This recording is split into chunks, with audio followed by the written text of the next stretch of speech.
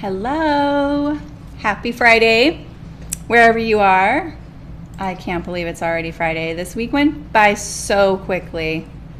I mean, like really, really quickly, probably because I skipped a day of streaming and it's the first day of school. I was just furiously trying to rearrange things, so I hope everything's okay because I kept doing things wrong. You know, you got to experiment to figure things out, and sometimes those things don't work out. But sometimes I have to do it at the expense of making mistakes in front of you guys. You know, it's like as far as the like stream goes. So, all right. So it looks like I mean I'm streaming on Twitch. YouTube is saying I have a bad stream again, but I'm just going to, you know, cross my fingers and hope that that sorts itself out. I don't know why it says that, but I am live. Hello, Emmett. Hi, Polly. How's it going? Awesome. Hi, Lexi. Hi, Terry. Welcome, welcome. Happy Friday.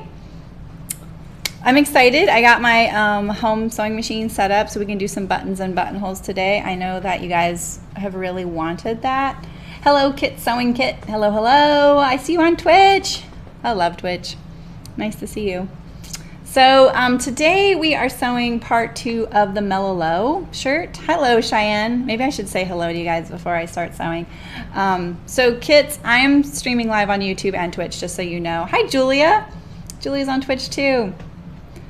Awesome. I actually made another milestone on Twitch, which was so funny because it's like I have that little place in my heart for Twitch. Hi, Ida. Yeah, I love Twitch. It's awesome. The funny thing is, like, you have to make all these milestones and you have to do it like on an average over 30 days in a month. And the one thing I can't manage to do is have 3 viewers for the average of my stream. And I don't know what they're calculating that on. So, oh well. Hi, Petey. How's it going? Are you guys ready for the weekend? Do you guys have weekends, or some of you probably work on the weekend? I mean, I do, right? We come here and stream. I don't hardly call that work though. So. It's already super hot here today. It was 110 here yesterday, and it's about the same today. So, you know, it's just how it is. But it's like, you know, dress season. You got to take it when you get it. All right, so like I said, we are doing part 2 of the Melilot here. Melilot shirt by Deer & Doe Patterns, and this was sent to us by Hart's Fabric. They're sponsoring us. Thank you. They sent us the fabric and the pattern to make this for you guys live. Sent me the buttons and the thread, everything. I also picked up a couple of new notions today. I saw that they had this tape for a ruler. So remember how I told you guys I got that awesome Sew Study table and it came with a ruler? Guess what? It's like it's just a cling. It's a cling. It's not a sticker. Yeah. Oh, you're wearing your alder dress, your Grainline alder. I saw that. Yeah. You're not working. Yeah. I won't tell anyone, Petey. You can work. You know, you can watch streams while you're working. Helps the productivity. You're wearing pajamas. Nice. I've been making clothes that the stream calls secret pajamas. So, you know, they're like comfortable at home. I wouldn't necessarily go out in them. I mean, they're kind of nice enough for that, but you know what I mean. They're just comfortable to wear at home. You immediately have a question. Awesome. You have very thick top fabric and it's stretched out so much to the lower back and attaching the line. Now it's all stretched out and wavy. You probably have to unpick it. If you can't get it to behave by like steaming it and kind of getting it to come back to where it was, unpick it and try and sew a line of stitching across the stretch of your piece and kind of draw up the threads to kind of bring it back to where it needs to be, and that would probably stabilize it. So basically you're stay stitching it. So you know, that might help it. So the thick fabric probably has a little bit of stretch to it. You know, like some boiled wools and things like that. They may not technically be a knit, but they still have a lot of stretch in them, you know? So, secret PJs, fan club, absolutely.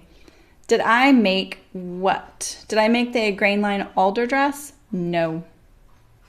I have not made that one. I don't really like the back view on that one. Or wait, no. I like that dress from the front and I like that dress from the back. I do not like them together. I think that's what it is. Because it has like a totally different front and back, right? So yeah, Emmett, that's what I would do. I mean, I know you probably just was like, I don't like that advice. I don't want to take this apart. And I totally get that. But sometimes you just got to kind of do that. You could, and if it's like, if you can't get back in there because it's lined and fully like shut, you can probably hand sew it, you know, like unpick it far enough that you can still get that stay stitch in there. If you need to draw up threads like you're gathering it, but don't gather it, just kind of get it back. Steam it a little with your iron and get it back to its regular shape. And then, you know, tell it not to go anywhere else by stay stitching it and then sew it together again. It might help. Yeah, that happens. I totally have been there. Totally had that happen too. Oh, you didn't like the shirt style hem? I just don't like the fact that like one side is flat front and the other side is got a waist seam. I don't know why. I'm always complaining that dresses don't have, or like clothes, a lot of the indie patterns don't have like a back view. The back view is just kind of plain. And that one actually has one and I'm complaining about it too. So I'm hard to please. Yeah, good luck, Emmett. I hope it works. Without seeing it, it's hard for me to tell, but that's what I would do. I would probably try and get it back to where it was before it misbehaved on you, you know? All right, so I also got this, like, I was buying a loop turner, you know, the kind I use, which is this kind right here. I use one of these for my loop turners. It has the little, like, dealy bob on the end here. She really recommended this one, and I've heard of this one before. Honestly, I'm just like, ooh, that's a lot of pieces. Hi, Deb. How's it going? Yeah, see, Julia, that's the thing is I think it floats nicely as well. And I like the gathered panels. I just don't like the flat front going to the back. I don't know why. Good. Take a break from house cleaning. Good morning, Nancy. But this is basically like 3 tools for 3 different circumferences. So we'll try this next time we have a strap. Don't let me forget. Okay. Oh, it does well with quilting cottons. Well, we like those, right? Because we're always falling for those cute quilting cottons, you know? So there's not much left to do on this shirt. We did the collar yesterday, the pockets, the side seams, and the shoulders. And it's almost done. All we have to do is put the sleeve bands on, which act as like the sleeve cuff combo type thing. They're right here. It's my last pattern piece. And the hems and the buttons and buttonholes. And I'm gonna fix this little stitch here. I know you guys were like, just leave it, but I'm not gonna leave it, of course. Of course I'm not gonna leave that. Oh, that's awesome, Terry. What is this right here? Oh, this is the pattern. So this is what we're making right here. Cool. So I am ready to go. How about you guys? Yeah, it does seem great, Terry. What I like about the idea of it is the fact that you're not poking essentially a hole in your item to turn to get that little hook through. Right? Quick Kit Sewing Kit? Yeah, that's so true. Quilting cottons are such sirens. They pull you in with their prints, but try to drown you with their lack of drape. That is the perfect description. Absolutely. I know. That's why I really love the Amelia dress, and I've made a bunch of them because it's all cut on the bias, and you can use quilting cottons that are really cute. The style of that dress kind of works with a kind of a novelty print, and then you can also do it in a really nice, classier fabric too. It's got some options. All right, so I took a break after I did that little mishap right there. I thought, you know what? I'm just gonna set it aside, see what I think today. I still don't like it, obviously, and I'm taking it out.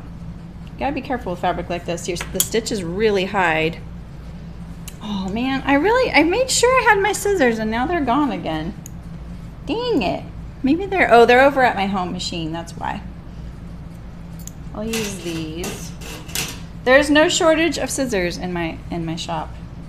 That's for sure. All right, so when you're taking out these little areas that are highly visible, Take out all the, like, once you get rid of your stitching, cut it off. Get rid of it. It'll be less noticeable later if you can kind of blend it all in.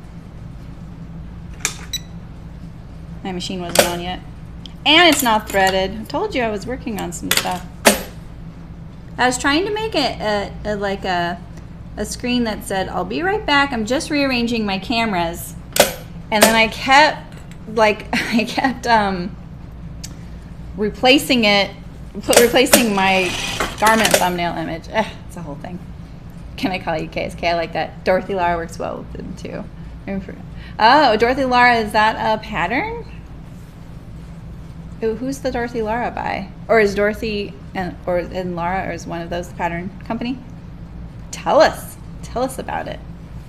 All right, so let's see, where is my stitching? It's back here, because those are some stitching holes right there. So let's get right up to where, put my needle in. Hopefully I can find where it's at. Now I'm just going to make this nicer looking. The stitching a little more even to the edge. I'm using my awl to pull that down. This is like a half stitch, so I'm just gonna walk it, put it where I want it, sink the needle in, and then turn.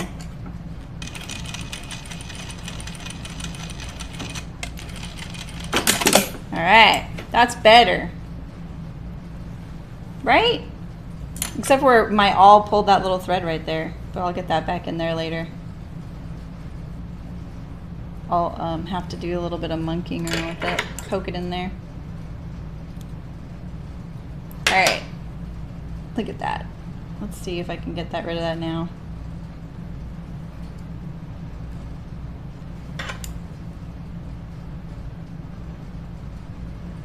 All right, that looks better. Did I just pull that? Oh my gosh. I gotta be careful. Oh, here's my thread. Here's my thread. I can see it. Boy, it's just so invisible on this fabric. Phew. Okay, so let's do our sleeve bands. Hello, Louise. Oh, Decades of Style, Dorothy Lara. Oh, Kit is your name. Okay, cool. All right, so there's a bunch of markings on here, and I'm pretty sure I don't have them transferred, but what I'm gonna do is put my own just for now. Because it's been a little while since I cut it, a few days, I'm not sure I remember where I had this, so I'm gonna make it really simple. I'm gonna put my sleeve in half. I'm gonna put a tiny little notch right here at the center of my sleeve. Oh, who just followed us? Ah, hello Karen, welcome.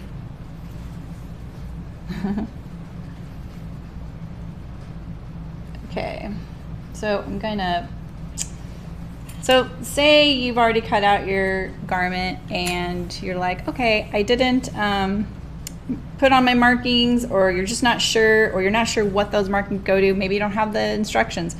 Give yourself your own, you know? So mark the center. It's a good anchor point. This isn't a very long distance, so really you only need a halfway point. You don't need a bunch of points. There's no shaping in this. It's not like you're trying to match front to front and back to back. I know, the corgi's so good. Hello, Claire. Ah, welcome, welcome. Bonjour. Okay, I didn't cut this very well, I can tell. So I'm gonna mark the center of this one here. I was gonna put a little post in the Patreon thing, and then I got totally distracted onto a whole nother project. I was like working on that, and then that led to one thing, and then I went to another, and then I got back to my computer, I'm like, oh shoot, this is what I was working on. So funny. I'm trying, you guys. I'm trying my best. I'm learning. I'm learning to maintain it all. Okay, so I'm gonna put this right sides together. I really like the way they sew this because they sew it the way I would normally, and that is they start from the inside and go to the outside. All right, so you can see I don't have this lined up perfectly, and it's because really I want this to be flat, and if I didn't cut this very well and I still line up the edge, if I were to, like, say this edge was way over here and I lined it up, I'd get this weird torquing bubble, right? So you want flat over anything else. So if you didn't cut it very good, correct it now, because it's kind of your last chance and you really want it to go nicely. And torquing on things like this is so easy to happen. You might as well, oh right, it's evening. You might as well try and set yourself up to succeed right off the bat, you know? All right. This fabric has such nice weight to it. It really doesn't need much in it. I'm gonna open up the seam. So we're gonna do it right side of the cuff to the wrong side, the inside of the shirt. I'm gonna push the side seam to the back right here. I'm gonna line up my seam. And I'm gonna sew it on. I'm gonna go from the inside of the sleeve because my bed of my machine is flat and flush with the table. I don't have a free arm to go around. So this method always works for me. So if you don't have a free arm on your machine, by free arm I mean like this right here, the bed of your machine is like a small narrow piece that you can fit a cuff around or a neckline or something like that. Like I don't have that. My home machine would have that if I didn't have it sitting in a table. So my home machine, the same thing, it's in a table and the bed of the machine is flush with the table. Keep hearing torquing. What? What? Oh, because of torquing, yeah. I know, they always get on me. Every time I say twerking, I don't know why. It always sounds like twerking. I hear it too. And I try and correct myself, but there's something about the way I'm saying that oh. You aren't the only one that hears that, Kit. All right, so I've got my cuff in here. It should be flush. You shouldn't have to ease it or anything. Pretty sure. And then I have my halfway point right here, and I'm gonna push my shoulder seam to the back like this. There we go. Oh no, I'm lining up my middle point here and here, not my shoulder seam. Remember, I just gave myself that halfway point. I gave myself my own markings. The reason I also didn't go by the markings on the sleeve is that there's nothing wrong with those markings at all. It's that I typically do not transfer circles. I only transfer notches. I only transfer circles when it's something like, oh, I think I'm going to need that because it's in the middle of the garment and I can tell I'm going to need that guide. But when it's near the edge, I'm always like, I don't know what that is. I just like notches. Remember, I sew as if I'm a production sewer sometimes. It's not always the best way. I know that. But you figure out the things that work for you and the things that speak to you and just stick to those. All right, so we have our first pass here. Like this, and then I'm gonna iron it, turn it to the outside, and stitch it down. I see these little things like this and I'm like, oh my God, I cut the fabric. Good morning, Barbara, how's it going? You're jumping into a dress? Oh, you're making the dahlia. Yeah. Is there gathers in that one? There is a little bit. I know, right, Kit? I transfer notches always. I mean, definitely. I'm not gonna say always because my stream will probably tell you that's not true. Remember that time? Like, yeah. I get a little cavalier. I'm like, I don't know what that's for. I'm gonna skip that. I don't like too many markings on my patterns or on my cut pieces, and it's really because, like, sometimes you start doubting them because you're like, okay, what is that? I did this one, right? And did I do this center here? Yeah, I did. Okay, I'm just making sure. Also, depending on the fabric, more notches sometimes will compromise that little spot right there in the fabric. All right, so I'm lining up my cuff seam to my, I'm making sure it's my underarm, and it didn't feel right, and I was right. do it to the underarm, and we're going to push the side seam to the back. Try and get all these loose threads out of that seam as well. The less we have to do after we sew it, it's just nicer. You know, you kind of, it's like a gift to yourself. Yeah, I feel like that one does, Barbara. That midriff yoke thingy lands like, it's like solidly my rib cage. Yeah. I tried that dress on today. I actually have it sitting right here because I'm going to let it out a little bit in the rib cage. But all my others that I've made in the exact same size fit me great. I think I just remember I monkeyed around with that one quite a bit. Sometimes you lose a little bit of girth, and I'm definitely gaining in girth, so, you know, it's like a double whammy. All right, so let's see. This is the back, so I'm pushing my shoulder seam to the back, and I'm gonna line it up with this. Nope, I'm not gonna line it up with that. I'm gonna line up this center with my little notch there.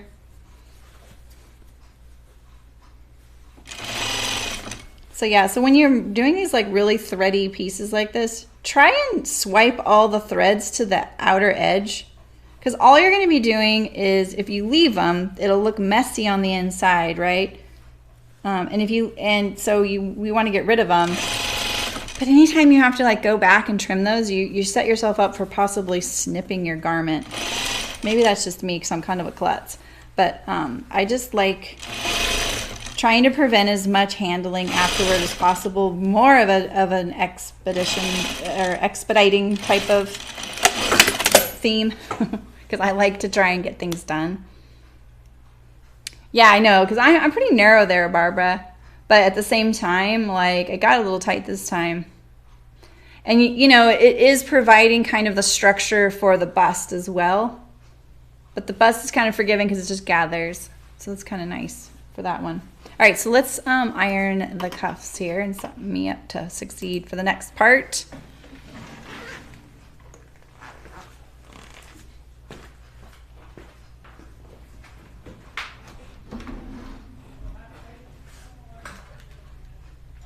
Yeah, Deb, that's a good way to put it. Yeah, I feel a little bit betrayed. And it's funny, I read that a lot by people, by women my age and older, that they feel a little betrayed. There's that corgi. Welcome to the stream. This is cord sitting here. Here we go. All right, so I'm gonna pull the cuff out, and I'm gonna iron it from the inside first. I'm gonna try to. Actually, we'll just turn it. Here we go.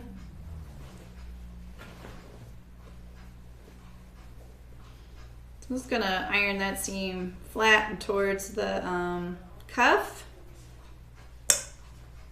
Waiting for my iron to heat up a little bit more. Yeah, I feel like I've always been really athletic, and before I moved here, I used to run 4 days a week. Not like hardcore. I'm not hardcore. I'm not gifted and talented or anything with that. I just do it for health.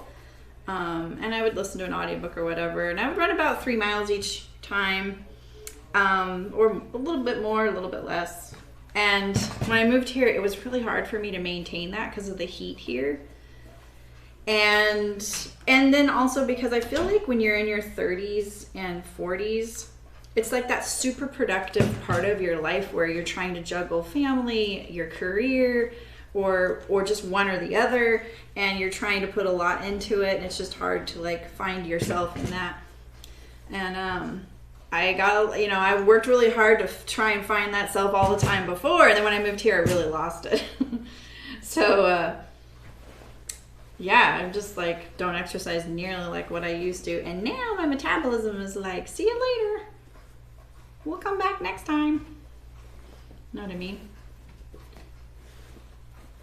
And it's funny because I feel a little cliche for feeling these things and saying these things. Look at how well I matched that up, you guys. Wow. That doesn't always happen, does it? Look at that. Let's hope I do it on the right side. Just just using this, since my ironing board is flat, I just use this little, what we call the salami, because it's not really a ham.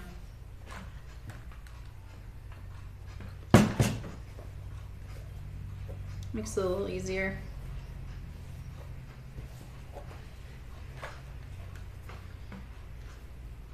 So if you're new here, my name is Sarah Meat, and I'm sorry I haven't introduced myself. I'm really bad about that.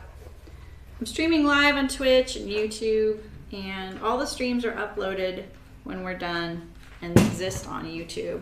So you can rewatch, you can pause and rewind, fast forward through my dumb stories, you know, the usual.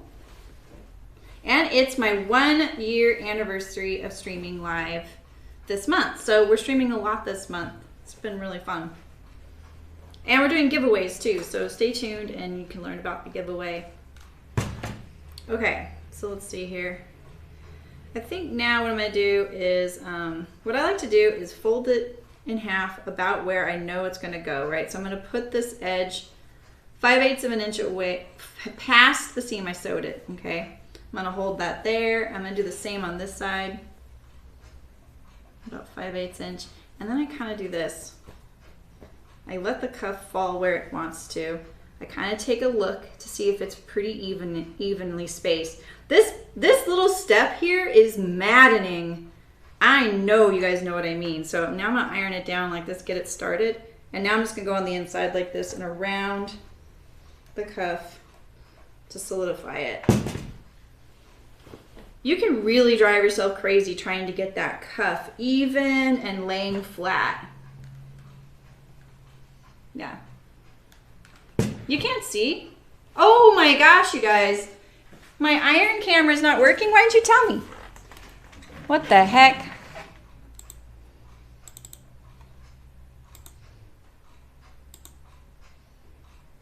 Hey. I'm sorry, you guys.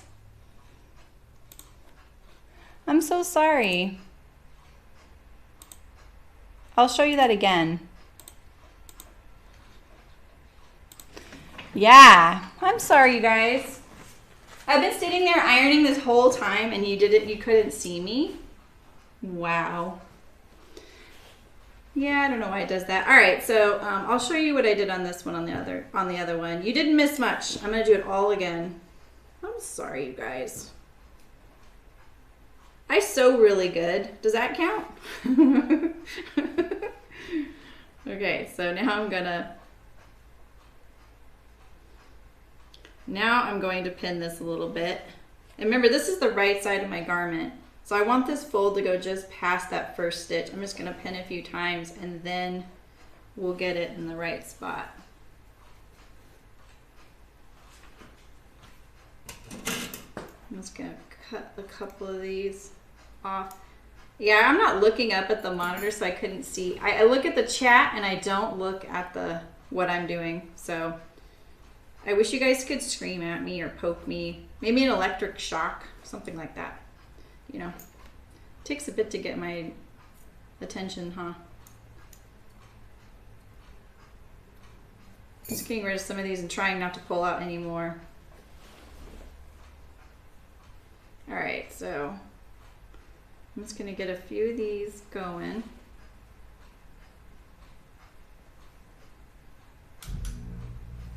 So this is the right side of my garment. I'm gonna finish on there. And what you really don't want to happen is torquing with this band. On the inside isn't gonna show, so don't be too worried about where the stitching falls on this side to the other side. Just worry about this side.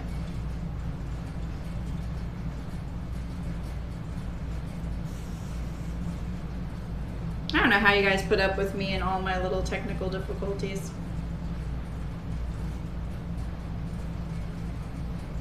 We need a little, you know, we need a monkey in here besides me. Okay, so I'm gonna iron this down a little bit.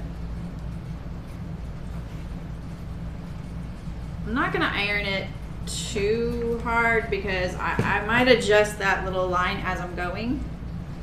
I'm just going for something that'll give me a guide. So that's pretty good. All right, so here, this is what I did. Let's start again. So first, I'm gonna iron it from the inside and just get this seam pushed towards the cuff.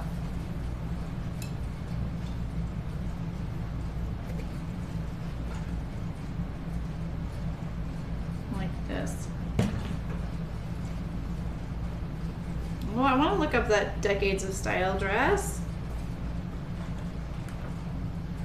Yeah, the key with those Decades of Style dresses too is to look at their hashtag and see them on people, because I feel like that makes a big difference.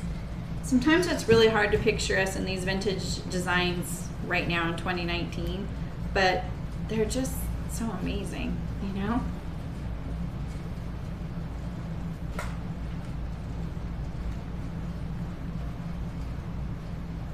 Okay, so now we got this.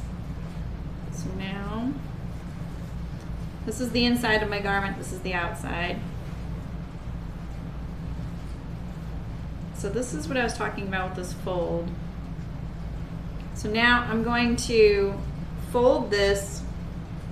Let's get rid of a few of these threads here. We don't really want to feel these through our cuff in there. I could sit here and trim all of this, but a lot of it's going to come back by the time I get to sewing it. So I'm just going to try not to handle it very much.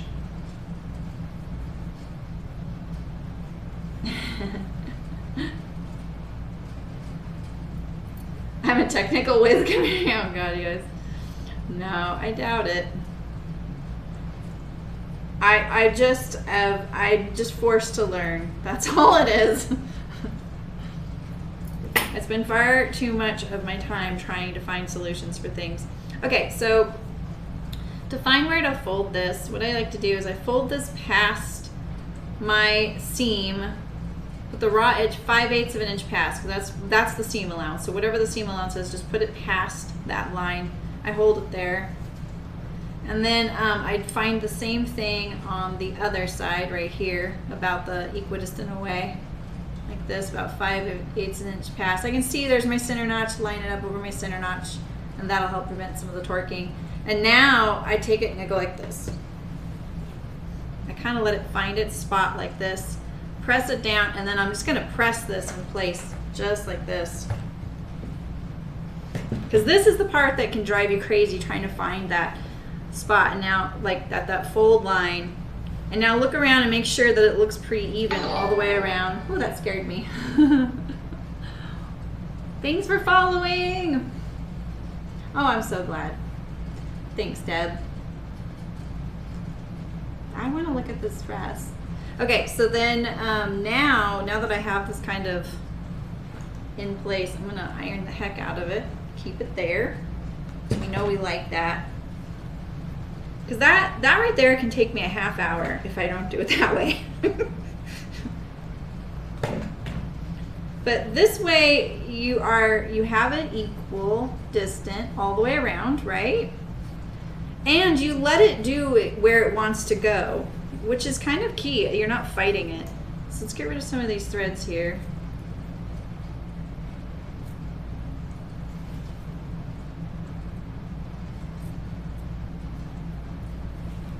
Oof, I don't want to create more. Okay. So now I will pin it down. And I want to go just past where my seam is, because this is the outside. I'll do it in my two halfway points. Like that.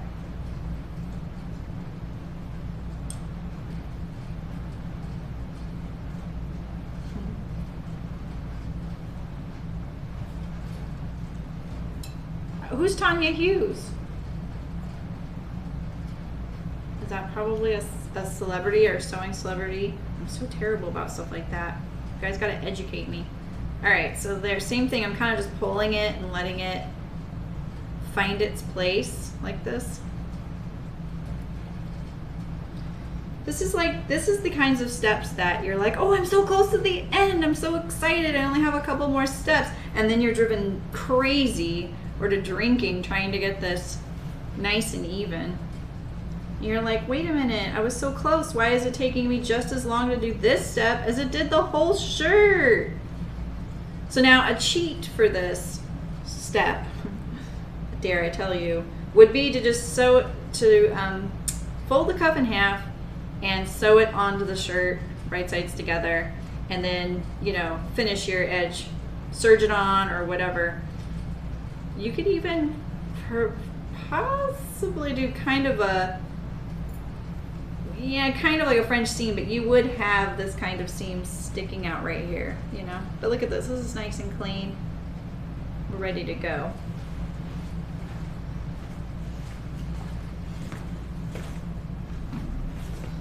Oh, a sewing blogger person. Okay, cool.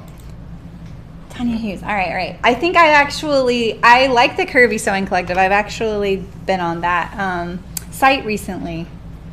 Okay, so now I'm going to turn this inside out and sew it from the inside because, like I said, I don't have a free arm. There's some really good pattern help on that website for folks. If you guys are ever looking for like an FBA or any types of mods that you need for curvier bodies, they have some really good techniques on there.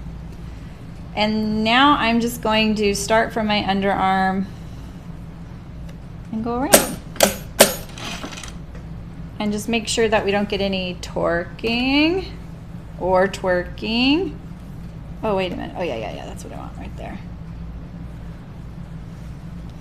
The way I kind of like to prevent torquing is kind of pulling it on the back side a little bit, but it's kind of hard because it's such a small space.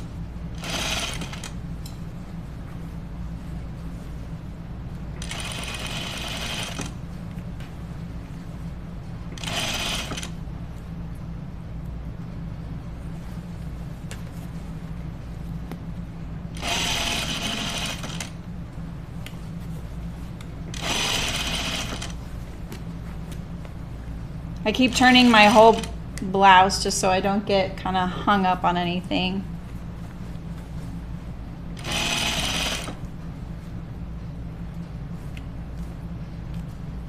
My pincushion's so far away.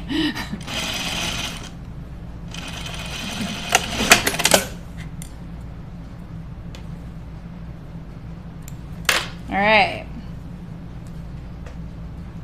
So that's the outside. Should we look at it?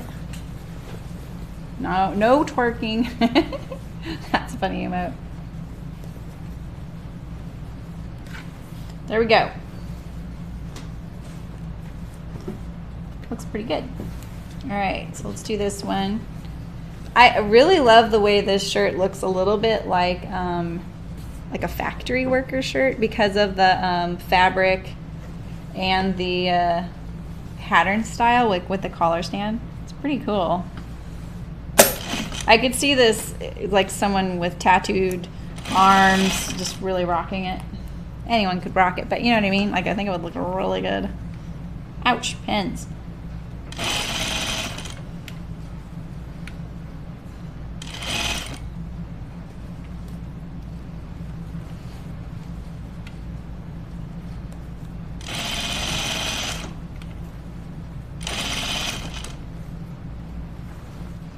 I like sewing these kinds of things. They're really satisfying. I used to hate them with a passion, though.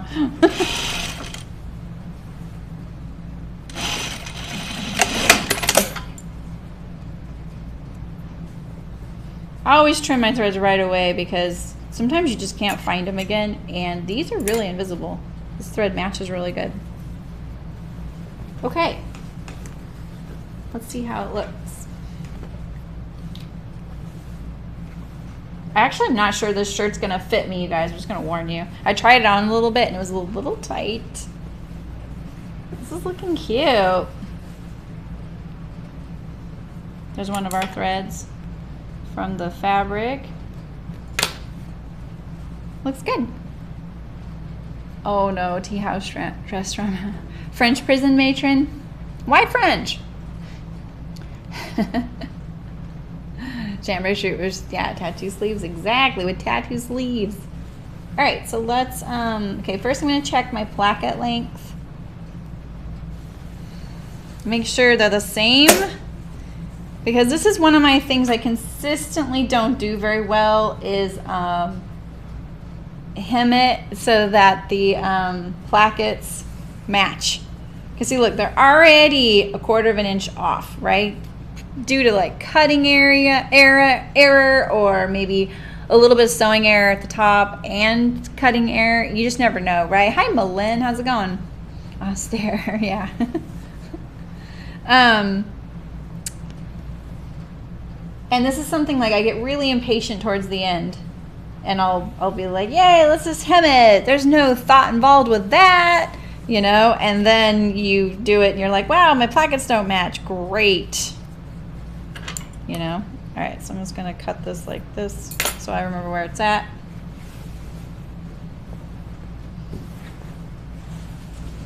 My cutting mat is right here, but I'm just gonna get good scissors. Or here we go.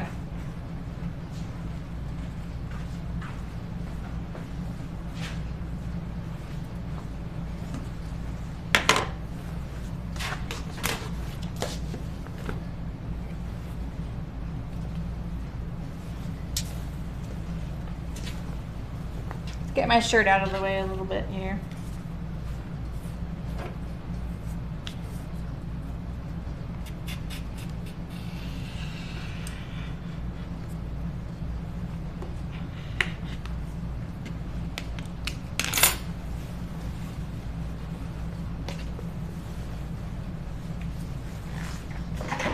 I'm always worried my chair's not going to be there when I sit down.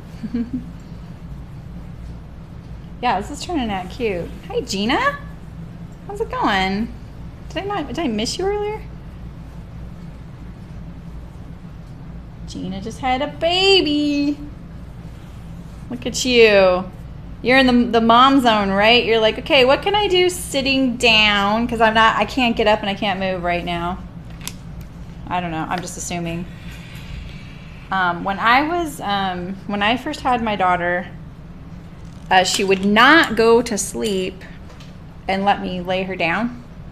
So I had to nurse her to sleep, and then I would just lay there to keep her asleep, and I would read books, and that's when I started reading the Harry Potter series. Went to sit and then just popped on the floor. Yeah. Okay. Yeah. Exactly. That's exactly what my chairs roll so good. Like they would do better on carpet. And every time I sit down, I'm like, is the chair there? Is it still there? You know. Okay. So here we go. Now they had you hem this like really early on in the pattern. You can do that. I'll tell you why I didn't do that. It's because at the side seam, I really like my hem to be continuous. I am going to have a spot of bother trying to get around this curve, and I know that, but I would much rather try and deal with that than have the hem go straight, the side seam go straight through the hem, because that's just a pet peeve of mine. If you do it that way, what I would recommend is then top stitching your seam allowance right here down, just a little bit right there at the hem, if you hemmed it first and then did your side seam. All right, so typically what I would like to do is go like this. I like to fold it in. I'm not going to do that on this one. I'm going to do it straight like this. So. You have Hank in the baby wrap? That's awesome. Yeah, I had a sling was kind of a new thing when I had Cricket. Let's get rid of some of these white threads right here so that they don't start poking out of my hem, right? Oof, I don't know. Can I leave it straight like this? I really want to angle it, but the reason I'm not going to is because I want the stitching to go all the way to the edge of the placket here. And I have Louise. I love that series. That was my gateway to fantasy. The His Dark Materials trilogy is my gateway book series. Not Harry Potter like everybody thinks. They made an HBO series out of it. I'm a little nervous to see it.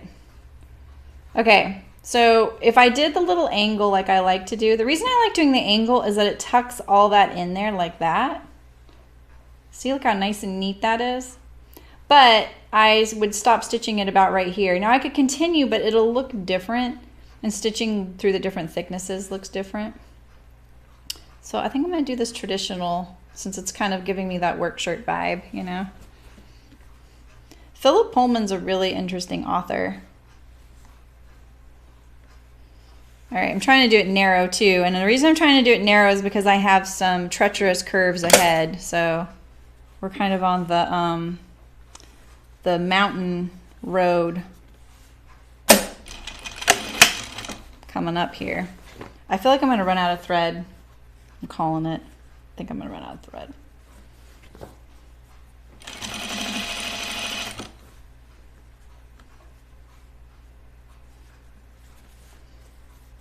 All right, trying to get it nice and small because of this curve coming up here. This curve would be so great to do a binding facing on. That I almost did that, but I thought I'd just stick true to what Hart sent me this time. I feel like I'm always modifying things they send me. They say I'm allowed, but I still, like, once in a while it would be nice just to stick to the script, you know? But yeah, you know, you got to push through, Millen. There is a little bit, that series is like, it's intended for kids, but oh boy, some of those themes in that are so over kids' heads. How am I going to get through this? This is kind of getting it narrow as possible. I'm trying to not get those torquing lines in there. I'm going to push my hem a little bit there.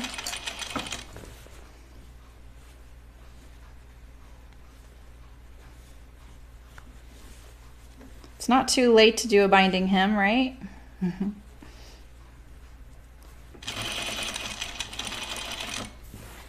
Okay, this is going to be one of my worst hems. What we could do is, maybe I should take this out and try this, is we could sew a stitch where we want the fold line to be and then iron it. That would help. Because I'm kind of butchering this right now. I'm going to get a little further and then I'm going to look at it.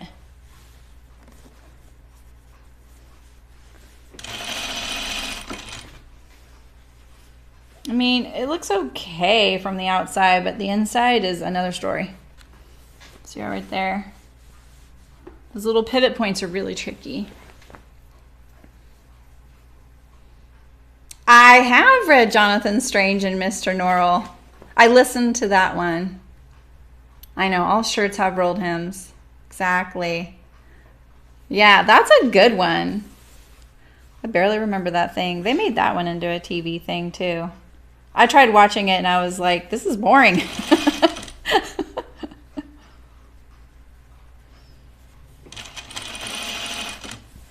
Are you reading right now? What brought these up, Louise? Is it because I said that I watched or listened to, read Harry Potter? There weren't even movies out when I read those. That was so awesome. That was a awesome time. Nursing was really, really hard for me. And I could only nurse on one side. Like I only made milk on one side. And so I had to be as relaxed as possible and have for the amount of supply I needed. And so that's what I did, was I just laid there and read books. And like, it sounds so blissful in a way, you know, but at the same time, it's like the kind of person I am. I really like to get up and get things done too. So it was kind of hard for me. You know, I'd be like, all I've been doing is laying here all day, you know, that kind of feeling. And people are like, yeah, that's what you're supposed to be doing. Oh, I've heard of the Broken Earth trilogy. I haven't read that. That's awesome. It was my HP comment. Yeah, exactly. And to be fair, like the first book in the Harry Potter series in no way portends how good those are going to get. So...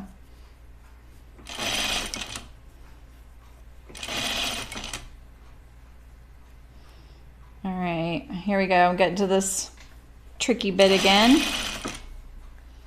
Try and keep it as narrow as possible. Ironing this first would have been a nice little gift to give to myself.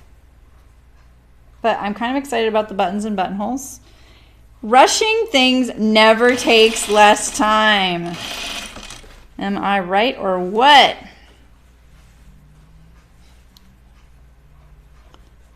All right, let's see here.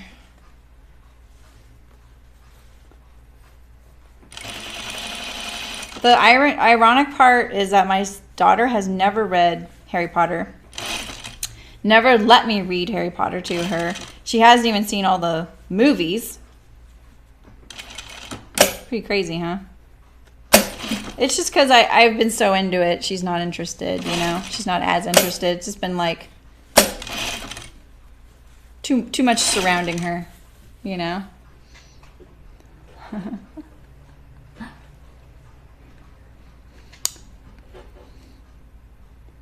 Oh, wow. Interesting, Terry.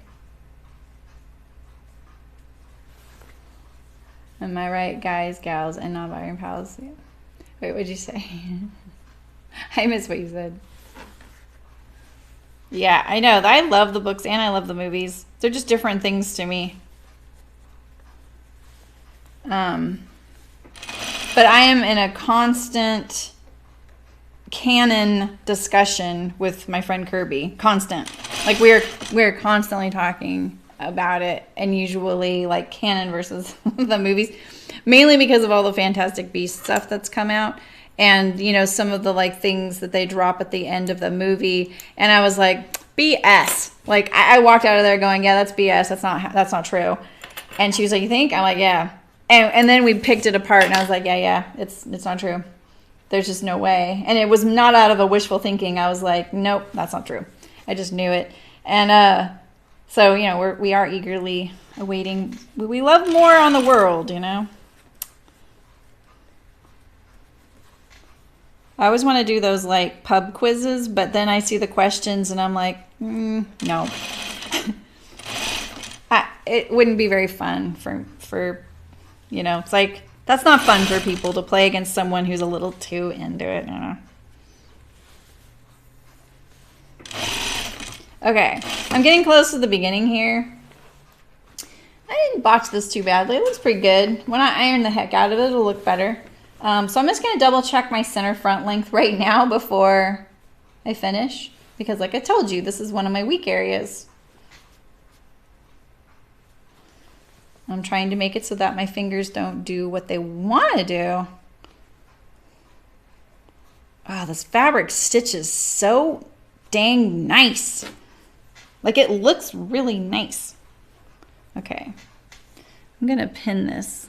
No, I'm going to do one of these little clippy thingies, you guys. There we go. I don't want to clip or fold more than I need to.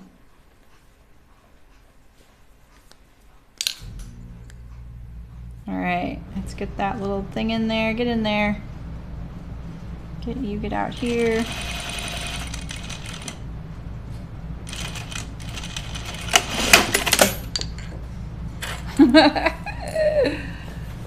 You're not a fan of Lord of the Rings? Did you read them or watch the movies, Megan? That's a tough series. They're really good though. They get better and better. The listening to them's pretty good because the names are so complicated and the world is really complicated. But there's a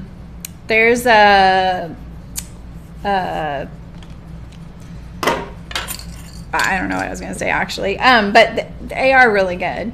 I do like it. There's not enough women in them. Shout out for the Wonder Clip. Yeah, right, Terry? I know. You know, J.K. Rowling is really freaking smart. I follow her on Twitter, but I don't go on Twitter very much. But man, she's pretty darn smart. She's paying attention. All right, guys, how symmetrical did I get my hem? Should we iron this so it doesn't bug me when I'm over there? Not bad. Look at how nice this stitch is though. Look how crisp that is. It's just so nice. All right, are we ready for buttons and buttonholes? Yeah, The Hobbit, like why did they drag The Hobbit out for 3 movies? It's kind of crazy.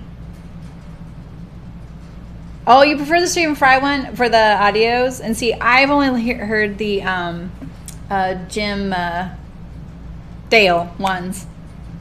So, okay, so let me set up my cameras here. I just need to switch. Let's see here.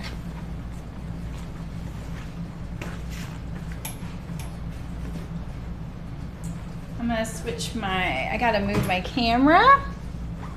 Oh, I love the Kite Runner. That was my very, very first audiobook I ever listened to. Let's see here. I think I'm gonna go like this. And then I'm gonna go like this. Hope none of my cameras fall out of their little socket thingies. Okay, I got my awl and my seam ripper. Got my pins. Where's my chalk dealy bob? Oh, there it is. Okay, okay. Let's see how I did. Oh, it's bright, huh? Maybe we should calm down some of that brightness. The window's right behind me here.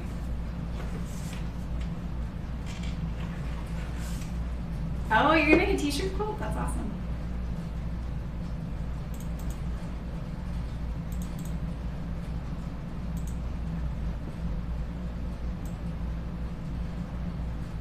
That's better, huh?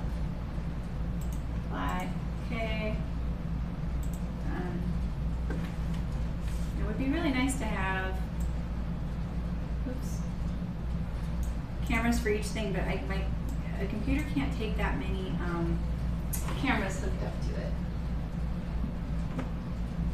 Here, now my chat's really far away though. Let me see if I can slide it closer so I can see it.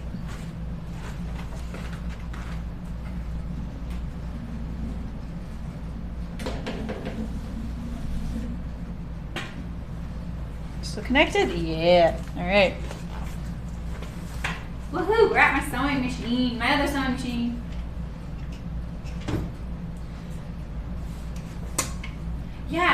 Yeah, right, Ida. I feel the same way. I actually have been to the Shire in New Zealand, and it's one of the most unforgettable things I've ever done in my life of all the places I've traveled. Even if you're not a big fan, totally amazing. Yeah. Well, that's awesome, Jan. Okay. Move my mouse over here. All good. So it's gonna be a little hard to see. Like my needle's over here. I can move my camera lower when we're doing the actual sewing. But let's do the placing. So I'm just gonna tell you guys, it's not like I'm an expert on doing buttons and buttonholes, but I'm not nervous to do them. And I honestly think that that's the crux of doing buttons and buttonholes, is trying not to be nervous to do them. And I know that cutting the buttonholes is so nerve-wracking. I really understand that. I feel a little bit of that too. But the thing is, like, the worst thing you're gonna do is you're gonna cut a hole that's too big, or you're gonna have to remove the buttonhole and redo the buttonhole around a pre-cut hole. But at the same time, that's doable. It's doable. You can always practice before you go back to your garment. So I just love that you guys are all talking about these. Like, there's like so many like camera arms and things in the way I can't see everything. I can see the first line at the bottom.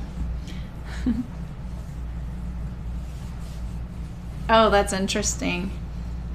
I liked those. I like the Lord of the Rings movies. I watch them now and they seem kind of dated.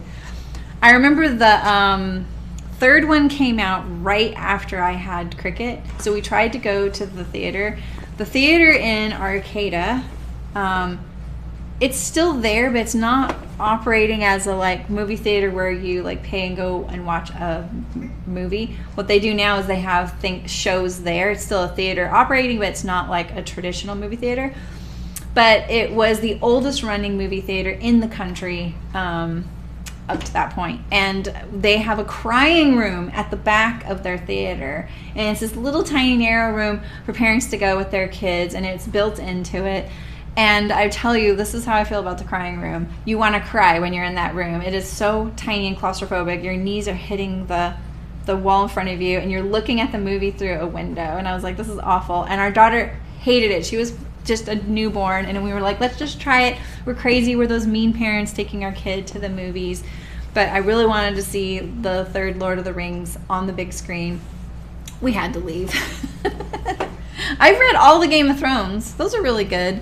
Those are like mediocre audiobooks. I'll just warn you guys. But they are easier to as an audiobook. It's just that the narrator has the same voice for a 15-year-old girl and a 85-year-old woman, and it's really distracting. And he doesn't keep his voice characters consistent across the books. So there's that. Buttons are scary. All right, you guys, let's do this. Okay, so I have my new Simflex. I've never used it before. Should we try it out? Because I forgot to do it on my husband's shirt, which is kind of annoying. This is a really long button placket. Can I get it all on here? I actually bought this from Hart's Fabric. It's called a Simflex. Here, let me see if I can get rid of the plastic so you can see it a little better. It's great for all kinds of things like pleat markings, anything. Okay, yeah, Julia, will you message that book to me in Instagram? Please. Does this open? Oh, this opens up? Oh, never mind. Okay, I was looking for like some hidden instructions, you know? I'm gonna have to look back at some of this chat here. You know who, Julia, do you know, who's the pottery gals? Who are the pottery gals in Portland? Oh my God, I'm totally spacing. Their names are Jen and they're kind of in the knitting world. Jen is a really big sci-fi and fantasy book fan. She's the one who turned me on to Leo Scalzi. Is that his name? I'm trying to like sci-fi, but it's been a struggle. One of my favorite books that I've read in the last 5 years is Ready Player One. Yeah, pottery. Oh my God, what the heck is their name? They're in Portland. Jen and it's gonna come to me. It's gonna come to me. It'll come to me. Well, I bet you know her, and she's really into sci-fi fantasy. And I went into her house. We were passing through, and I stopped by and I saw her books, and I was like, "Ooh, tell me." So, okay. So here we go. Here's my whole placket. Where's my buttons? So usually buttons are in general between like 2.5, 3 inches apart, you know, I've found. So this little thing is going to be really handy. Look at that. This is so cool.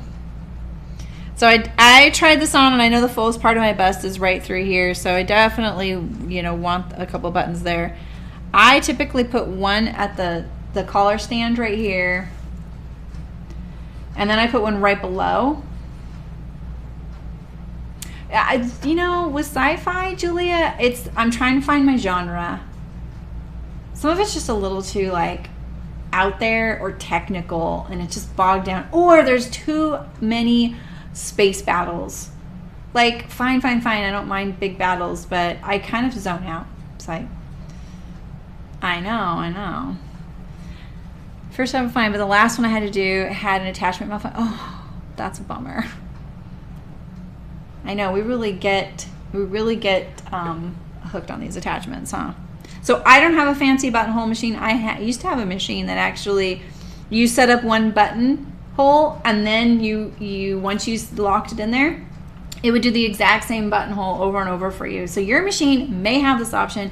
I highly recommend you looking in your manual and checking and seeing it and trying it out, because those things are really amazing.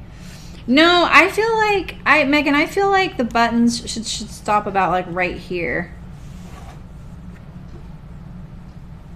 Right? I mean, it's, you know, it's open on the side pretty high up too. That's awesome, Barbara. Yeah, just take it out, you know, especially if it's going to be tucked in, right? I'm trying to decide if I want one right here, right under the neck. Let me see the pattern piece they gave me because they marked the buttons on it.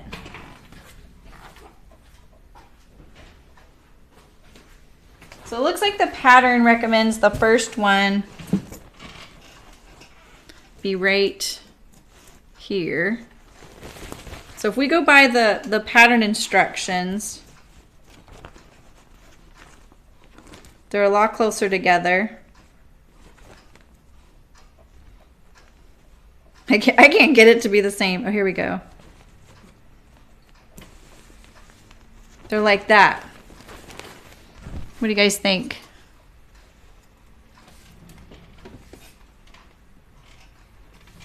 Yeah, Nina records the buttonhole, Julia, and you tell the machine the size of your button and it does the rest. That's what I'm talking about, you guys.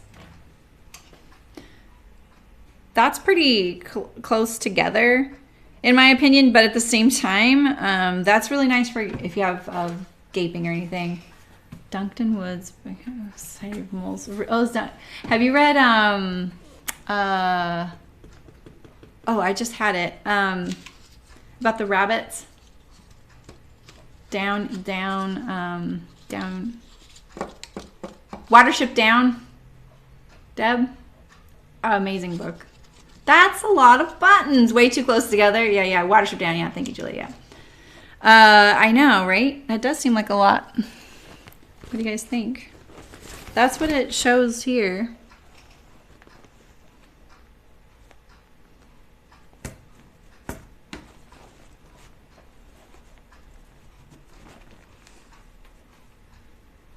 How many do we have here? We have 12. Yeah, this Space Ritual is kind of fun, huh, Terry? It's nice to be able to see what you're going to be doing.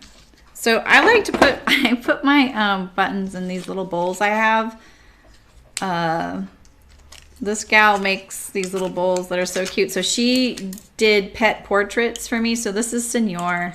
And then I have a white one for Haku. And then she actually made us some Harry Potter ones for this big thing we did once. And so I have a Crookshanks and a Hedwig as well. And then she made a badger for my mom, which was really nice. And it's probably now gone in the fire. Just remembered that. Wow. Ah, dropped a button. I may need all these.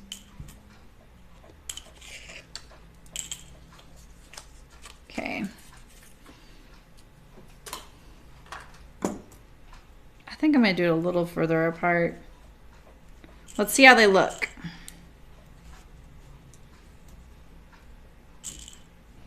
These buttons are going to look good on here.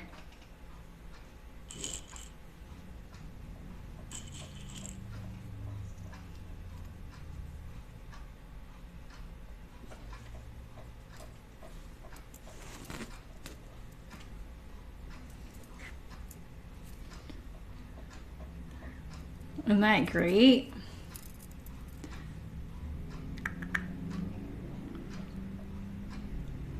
You think see, I don't like animal books at all, Julia. That one I thought I wasn't going to make it through, but I actually really liked it. It's different. Okay. What do you guys think about that? This looks really good. It's a lot of buttons and buttonholes. But you know, we want what's going to look best, right? What do you guys think? I know, isn't this cute?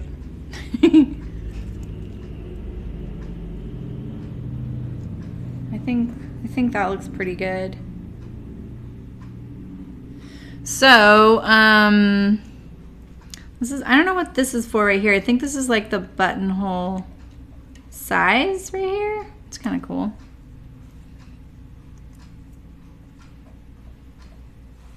All right, so I like to measure the center of my placket.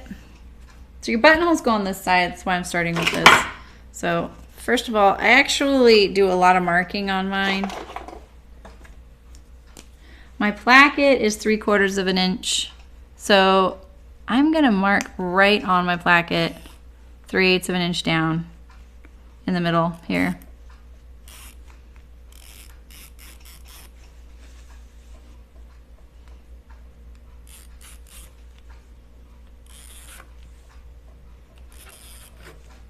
Okay.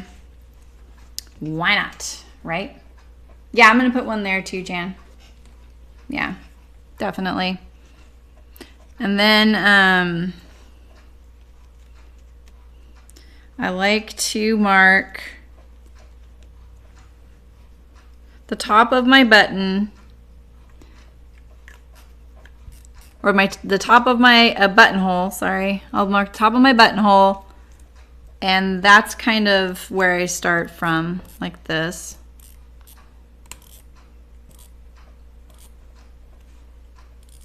I have to make the chalk all the way to the side so I can see it when it's under my presser foot. Oh, I don't know, Megan. Is there a rule? Odd numbers of buttons? Oh, I didn't know that. My gosh, maybe I should be doing some research. So let's put all of our buttons back in the bowl. We only need one now for the marking, and I don't want to lose any.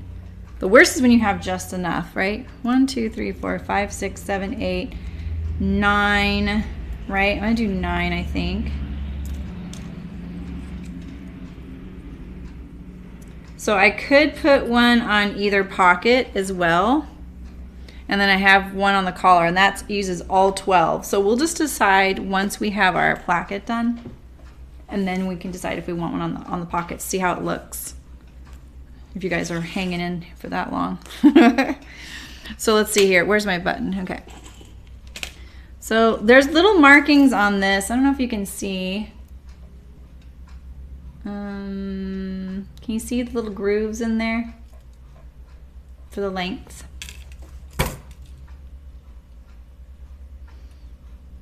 So these buttons are 1/2 inch. I can just lay them on my ruler. 1/2 inch.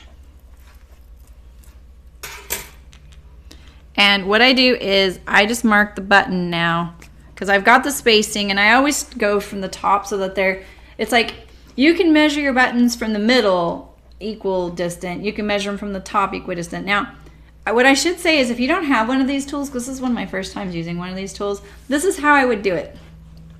I would do this. I would kind of put my buttons on here the way I want. Right? So let's just say we're just like, this is roughly how we want them. And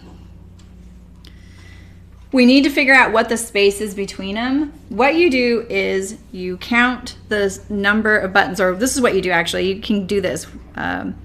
The middle of your buttons, you can do it, find the middle, which we'll say is, well, let's say it's 18 inches, and so we put one at 9. I think that those are fire planes going above. And then you can figure out your spacing like that, right? So you found the two ends and the middle, and now you kind of break it up that way. What I like to do is I think, okay, I have 1, 2, 3, 4, 5, 6, 7, 8, 9 buttons. So there's 8 spaces. And so then I divide this amount, this 18 inches, by 8 spaces, and then I know the space between. So that's how I do it. You just have to think about it as the spaces rather than the quantity of the buttons, but it's the space between each button. So you take this 18-inch length, divide it by 8, you find that number, and now you can measure in between each of your buttons and double check it along the way, because sometimes you'll mark it a 1/16 of an inch longer, and then a 1/16 of an inch longer, and then a 1/16 of an inch longer, and now you're, you know, 1/4 of an inch off from your original marking. So double check. So, oh really, Megan? This thing is longer than that. That's a good question. I'm gonna look at that. I love that kind of stuff. It's so interesting. So if you don't have one of these nifty Simplexes, I didn't until recently. I bought it when I was visiting Hart's Fabric because I was like, I want kind of a new gadgety thing. And then I did my husband's shirt, and I completely forgot to use it. So this is my first time using it. So you don't actually need a gadgety thing, but they are pretty handy, obviously, huh? So now I just take my one button. I've got all these markings on here. I don't want to lose my center. This is a Choco liner, by the way. I love it. It's got this little like rotating gizmo in there that draws a really nice straight line on my fabric. I really love it. So then I lay my button on there and I mark the length of the button. That doesn't always mean that's the length of your buttonhole. I just did a tamarack vest and I used these buttons that were almost 1/4 inch thick, and my buttonhole had to be almost like 2 button lengths long. Like it was like 2 of these. It was a really long button. It was almost 1 inch long. Ah, Nancy, you're so busy. So important. Right, I know. You really do need that button at the apex, depending on where your apex is. Okay, so 1, 2, 3, 4, 5, 6, 7, 8. I think actually, what do you guys think? I don't know if I want one. I think that I'm gonna stop there. This seems a little overkill, putting one right here.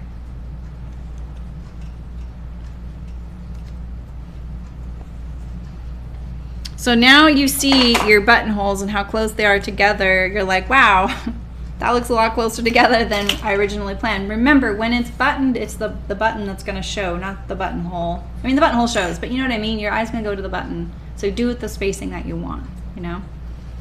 Yeah, it's my first time, Nancy. 8 is enough, yeah. Yeah, right, Ida, I know. Yeah, it's funny because I typically only button this one right here, and that's it. Aw, that's awesome that your children call you for counsel. Okay, so now we have our markings. I really like my markings to extend out to here because this is what I'm gonna see when the machine is on top of it. So I'm gonna switch my foot because this is the foot I was actually sewing my buttons on with. This foot I was sewing my buttons on with. Where's my regular foot? Here it is.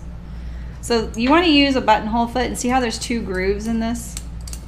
That helps it glide across that and keep it nice and, you know, centered. So when my buttonhole foot's on here, I can't see my markings anymore.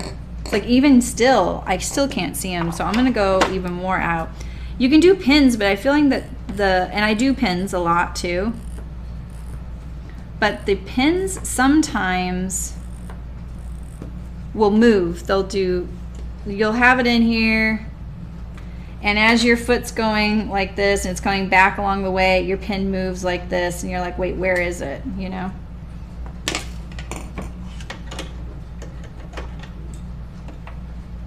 Oh, this isn't the foot I want. Okay. So let's put our markings way out there.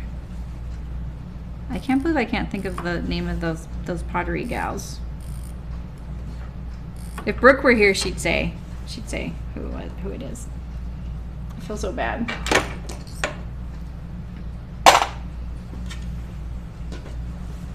All right, so let's do a sample.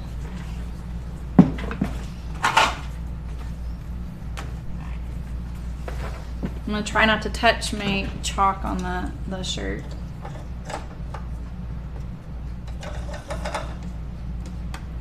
You don't always have to use the exact same thread you sewed your garment with for your buttons, and you don't need to use the same bobbin.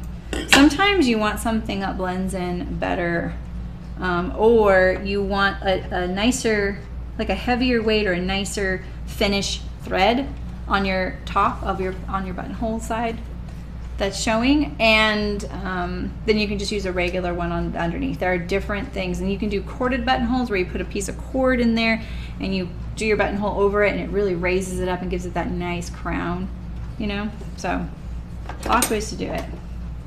So mine's kind of manual. It has a buttonhole stitch, but I have to press the back stitch every time I want it to change direction. So we're going to try out a button width, length, I mean. And so You have to take into consideration the thickness of your button. This is a pretty thin button and a pretty small buttonhole. But remember that there's the ends, the bar tack of the end of the buttonhole that you're not cutting through and your button's not going to go through. So put that on the outside of your button length. So this is going to be my buttonhole length, where these markings are. I'm going to start there, and I'm going to put my bar tack on the outside of that. So does yours do it automatically, Nancy?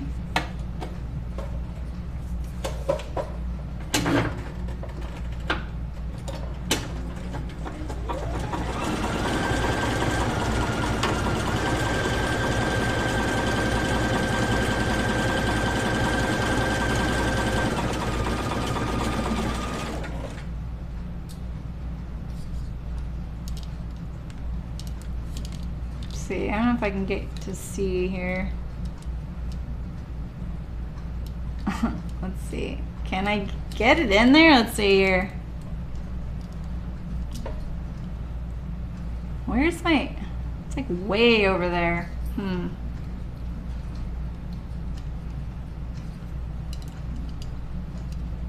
That's pretty good, huh? Let's see, where am I at? I'm going back up the other side now. So now I get to this is the end of my first stitching here. Now it's going to do a bar tack. This is my machine's going to do a bar tack. Right there. And then it continues on to down the right side.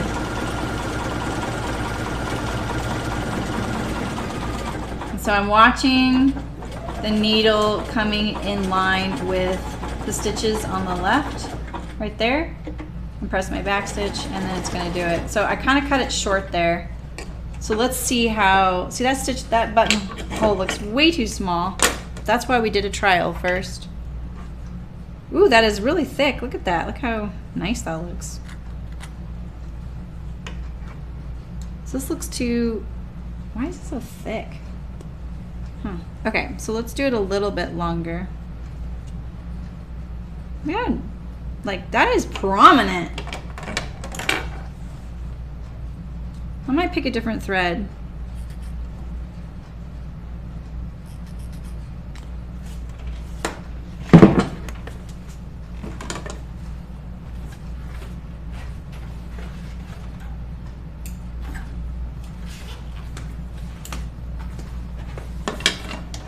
Let's see. No!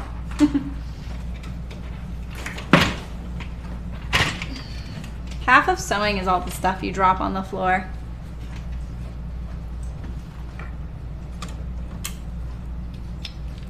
Yeah, Megan, yours has the button option, but it wouldn't work. Oh, that's a bummer.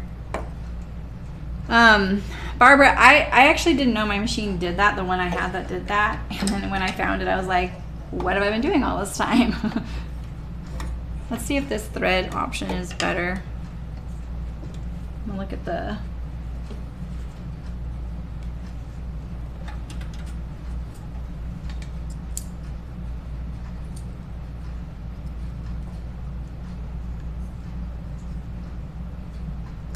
I never know where to look for the weight of the thread on these. It might not be any different, but I'm going to try it.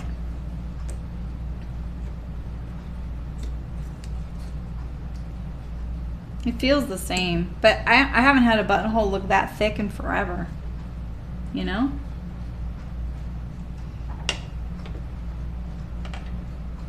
Okay.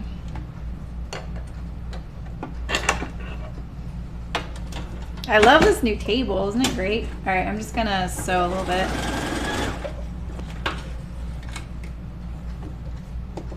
Back on the buttonhole stitch, and let's try this one here. So I always have trouble figuring out where my machine's gonna come down right here. So I'm gonna put it, yeah, I can adjust the stitch width. I mean, I can put it a little. Let's try that.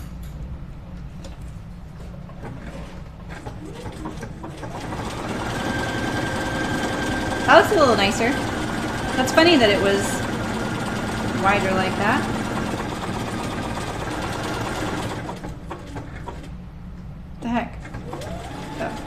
I don't think I pressed the button hard enough.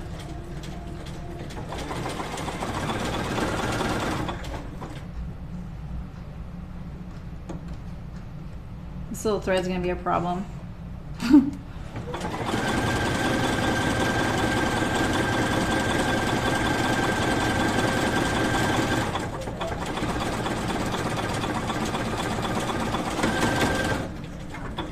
Yeah, so that doesn't look that great at the end there, but see.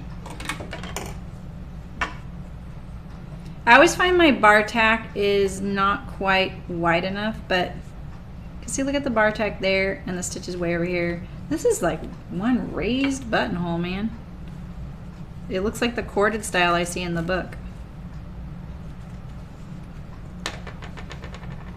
That was a prominent buttonhole. That feels pretty good, but look how thick that is. Might be partly because of the fabric, there's so many layers, but there's gonna be a lot of layers on this too.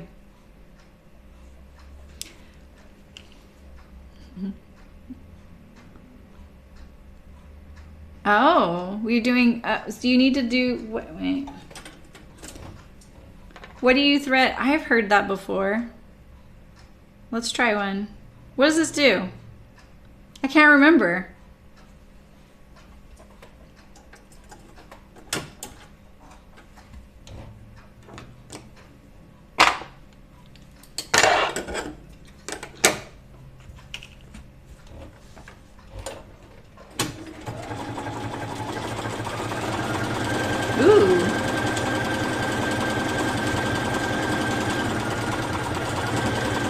I think you're a genius, Jan.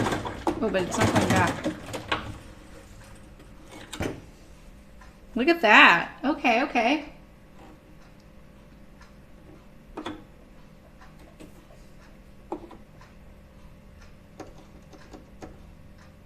Okay, I'll try that again. This sounds familiar to me.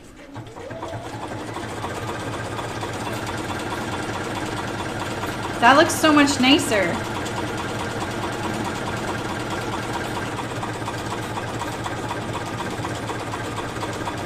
I'm having trouble with the back. Look at how nice that looks. Wow. Okay, Jan, thank you. You win. You win today.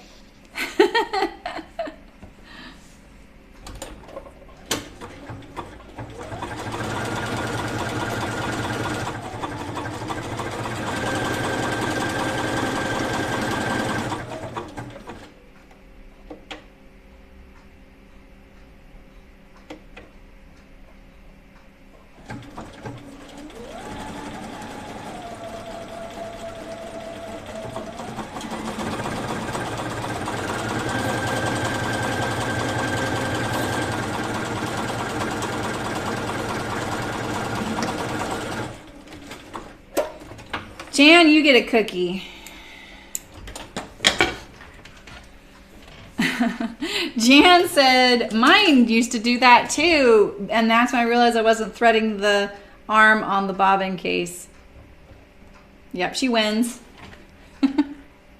Look at the difference between that and that. It's like a completely different thread. By the way, yeah, like, okay, this was my first buttonhole. This was my second when I switched the thread. So basically we're comparing these right here. Look at that. This one's cut. So I'll cut this one so it has that same wibbly end in there. But yeah. You win, Jan. Okay, cool. So what we decided on the button length, though, is something like this. So let's compare our button length here.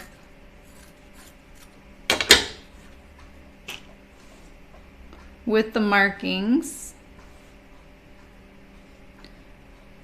So we know that we need this to be longer than the buttonhole by a smidge, but by kind of a good solid smidge though. So if we mark where we want the like, just know where you're marking it. Is it where the bar tack finishes the buttonhole, or is it the opening? Mind is blown. My mind's blown too. That's so cool. You guys don't need me at all. Jan, you gotta start streaming now. I love it when I learn something like that.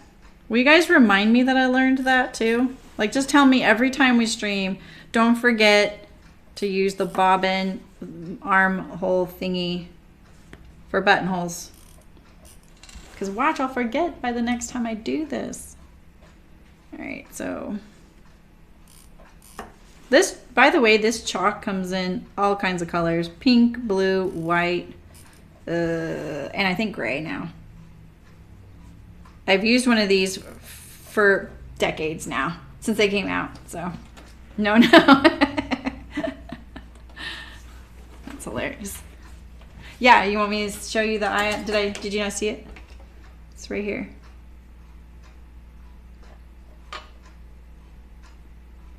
So I just threaded it. I've never done that before.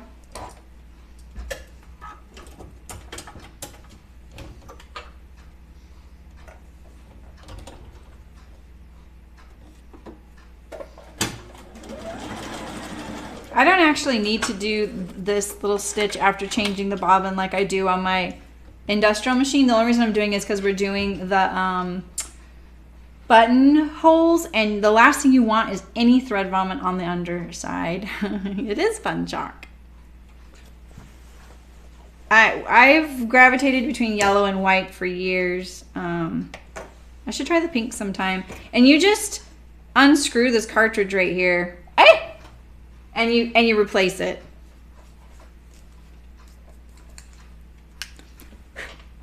Obviously don't do that on top of your project. But yeah, so this was a white one, and then I added a yellow one to it because the white was gone. It's a unique feature of the Bernina? Really? Oh my goodness. All right, let's try it. I'm gonna double check my button length though. I get a little nervous, just like you guys might. So this is my button, including the bar tack. But this feels really good. I feel like I could do it a little bit smaller. I'm gonna do it a little bit smaller than that. All right, let's do it.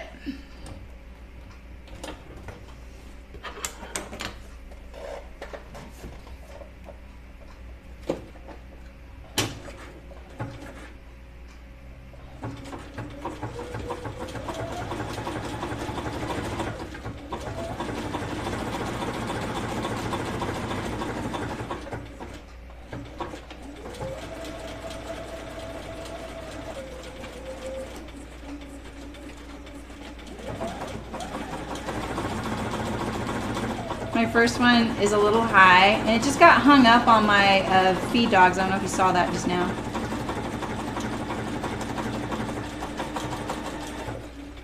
First one's always the rockiest, and so it pulls the top thread to the bottom to get. Ah, thank you, Tracy. That's perfect. You know, I typically do my buttonholes from the bottom to the top. I don't do them from the top to the bottom. I just kind of had a lapse in judgment there. Because, you know, this is the one that I'm going to see the most. I'm going to personally see the most. So I typically put my first couple at the bottom. You know? Because it is all about me. When it comes to my me-mades and what I'm going to see, I want to see what I want to see, right? And I want to see the best buttonholes I made.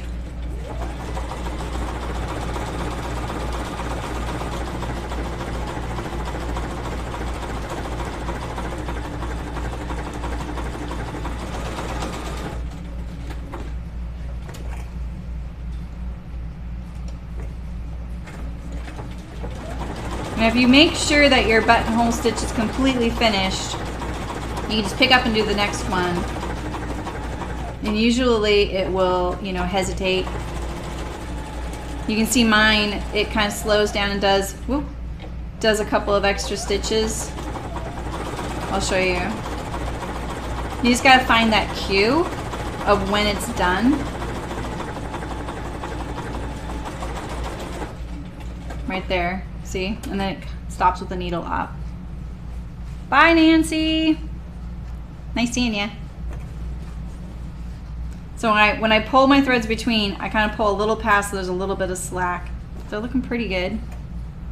They haven't looked this good in a while. Partly because my machine got tuned up and partly because Jan is a hero. I'm going with Jan is a hero today though.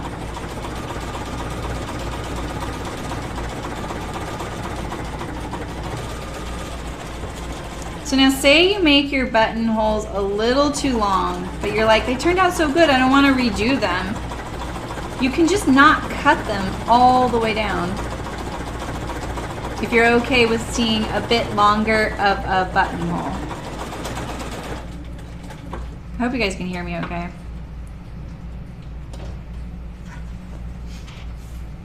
Yeah, they're looking really good.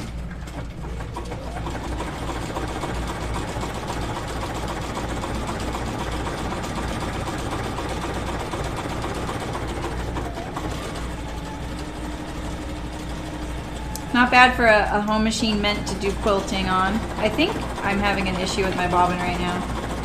I may have getting close on thread.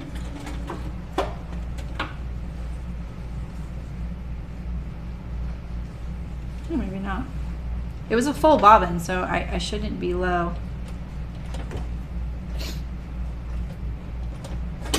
I always have to get used to where my needle comes down. It's always a little different than what I thought, what I think it's gonna be.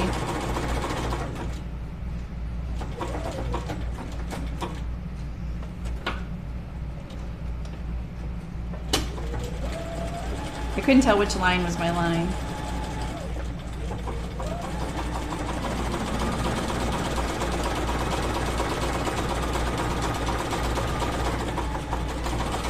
One of my machines, I've had a few machines not have a buttonhole stitch, and you just have to use a zigzag and a, oh good, thanks for telling me that, Louise.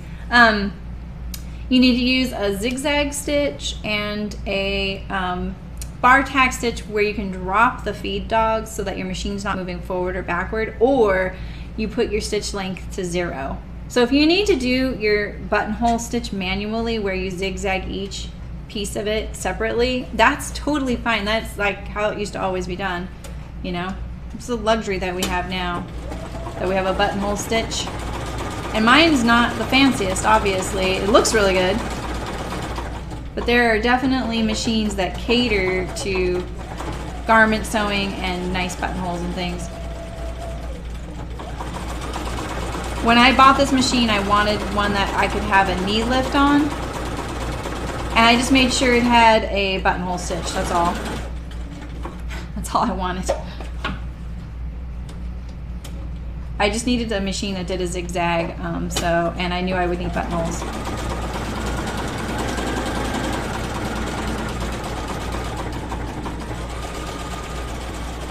I think the best way to go about your speed is just do something consistent.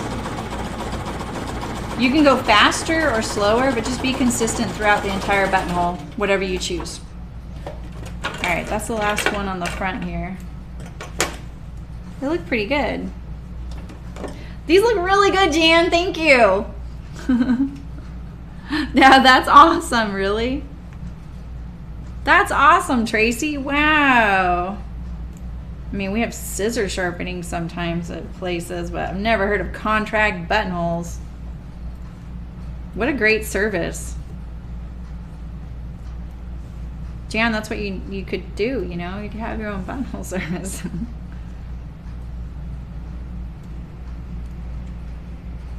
I always get rid of all the threads on one side, then I flip it. That way I know I'm catching them all. What I like about like what Tracy said, why this works with the the machine pulling the thread to the bottom. What I like about that is you can see how the white stitches here being created by the fabrics, the fibers being pulled apart. That's nice that it's happening on the back side rather than on the front side, and I wonder if it's because of that. So,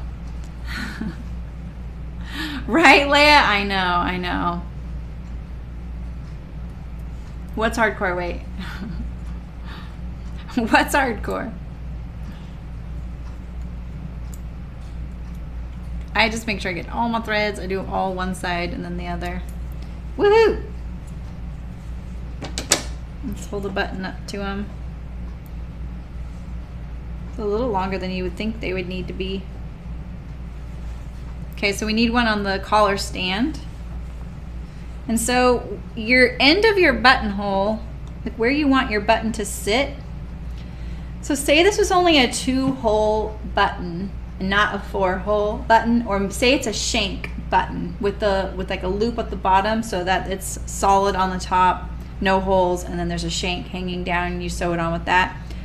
That bit, that shank or the 2-hole button, that is where your button is anchored to the shirt. So think of that as being the spot where the buttonholes line up to, right? So when we look at this line here, and you want it to overlap, right, so that the placket is overlapping. Oops, sorry. You don't do patterns with buttonholes. Oh, that was hard. Yeah, hardcore that they do this service. That is pretty cool. Okay. So, is that glare gonna drive you crazy? I'll put fabric over the glare. So you want your placket, right, to overlap so that the collar to overlap so the placket lines up nicely. Because sometimes it's really easy to, this one's actually really great. It's really obvious where it needs to line up, but sometimes it's not, especially when you have a collar like flapping over here. So you really want that spot to line up. If I have a pin over here, come on, one pin.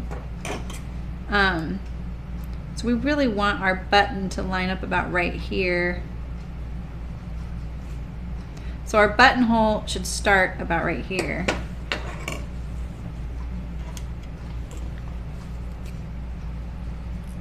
So we'll put our bar tack there, and it's kind of in line with this straight line that we already drew. And we have our buttonhole length that we want, and you want it in the center of your stand, which is also about 3/4 of an inch. So we'll go about right there. Now, some of the hazards with sewing buttonholes on your stand is the seam allowances. The uneven thicknesses of your collar stand might kind of disrupt your buttonhole. Snaps are smart. I like that.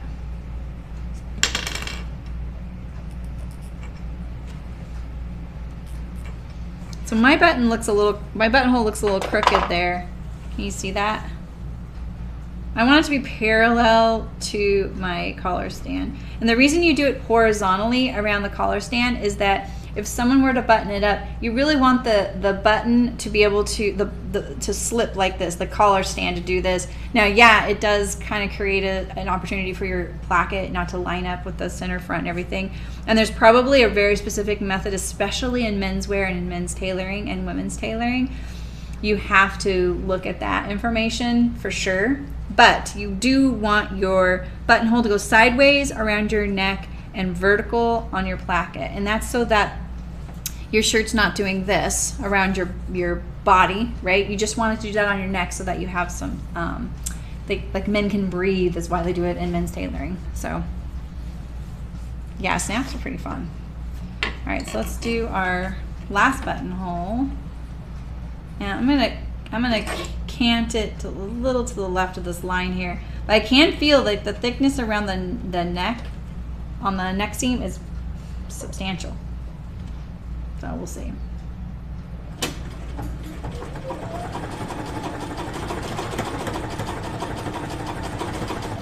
And it's really thick right here at the point, and so I am helping the machine a little bit because it's climbing a hill, basically.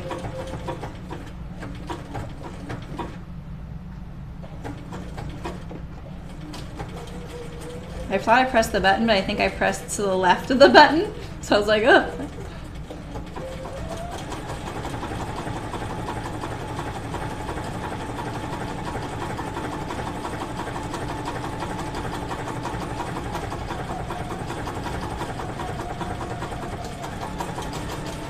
So when you're doing your buttonholes, make sure that you use a buttonhole foot because of the grooves on the bottom.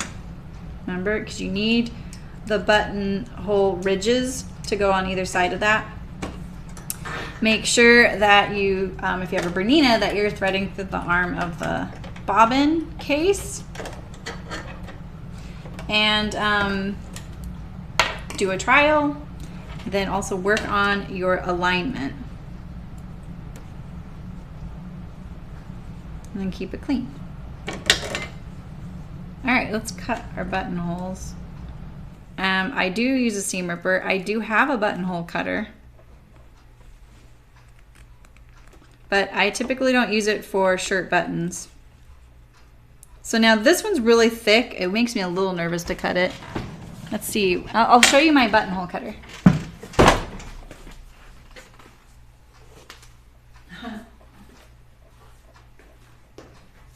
Let's see here. I need wood block.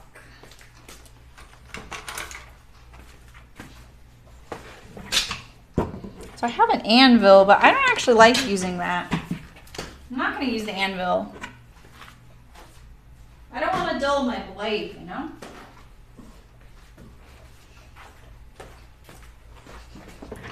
I want a really tiny rotary mat. Oh, that's smart, Julia.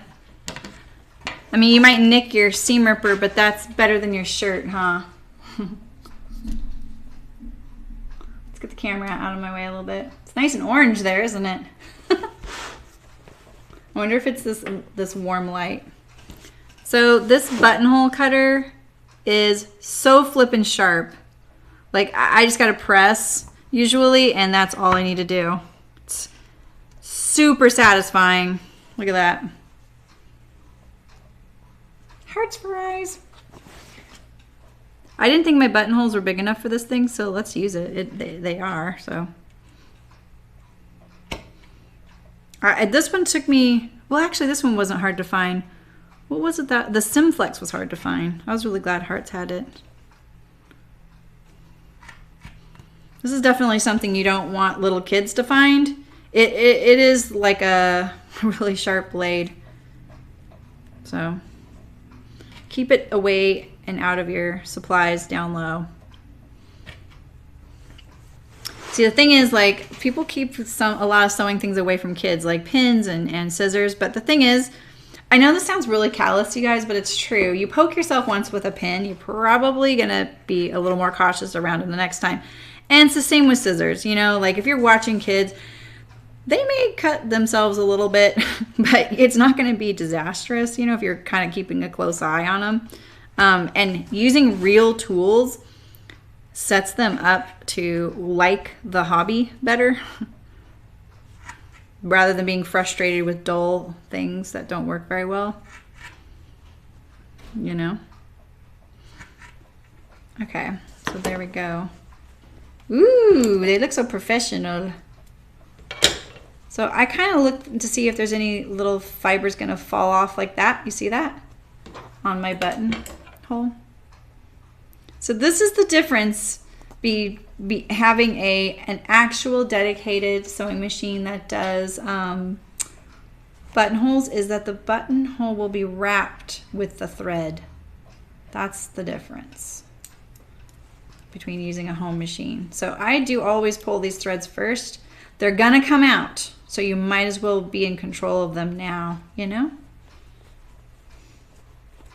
Because when you go to wear it and then you see later on that there's this thread poking out right at your bust, you're like, wow, I didn't notice that. Yeah, there you go. Yeah, exactly, Megan. Yeah, Deb, I know it was hard to find the gauge. I think I only found it shipping from China on Amazon, and I'm trying not to order on Amazon if I can buy it locally. So I looked locally and I couldn't find it. So then I went and got it at Hart's. It was kind of a nice thing. Like sometimes I save up those purchases for when I'm taking a trip so I have something to look for at a store. It's kind of fun.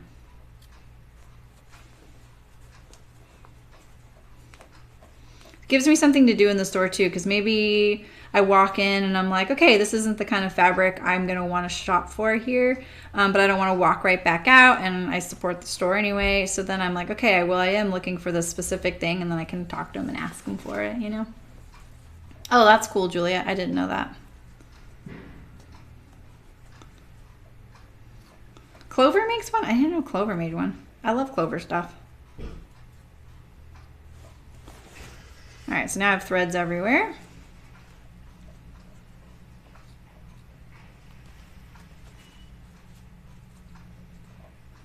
So now say you nipped one of your threads. I've done this recently. You can, oh look, I did right there. You can go back and just with a needle and thread sew around that spot, wrap it around and secure it, especially if it's gonna bug you.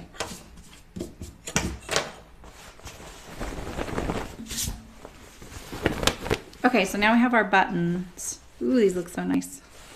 You always do your buttonholes first before your buttons. Now on a placket like this, you can actually mark them from the back like this, but you need to make sure that when it's buttoned, you're actually gonna have it closed in the right spot. So what I really like to do is I put the shirt as if it's closed.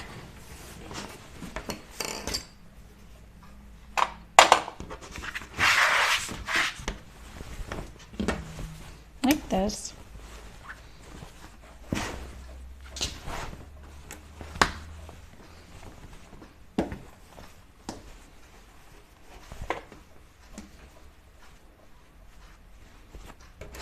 And I stick a ruler inside like this. I stick a ruler behind the placket like this. Make sure it's back there, and then I pin my button placement.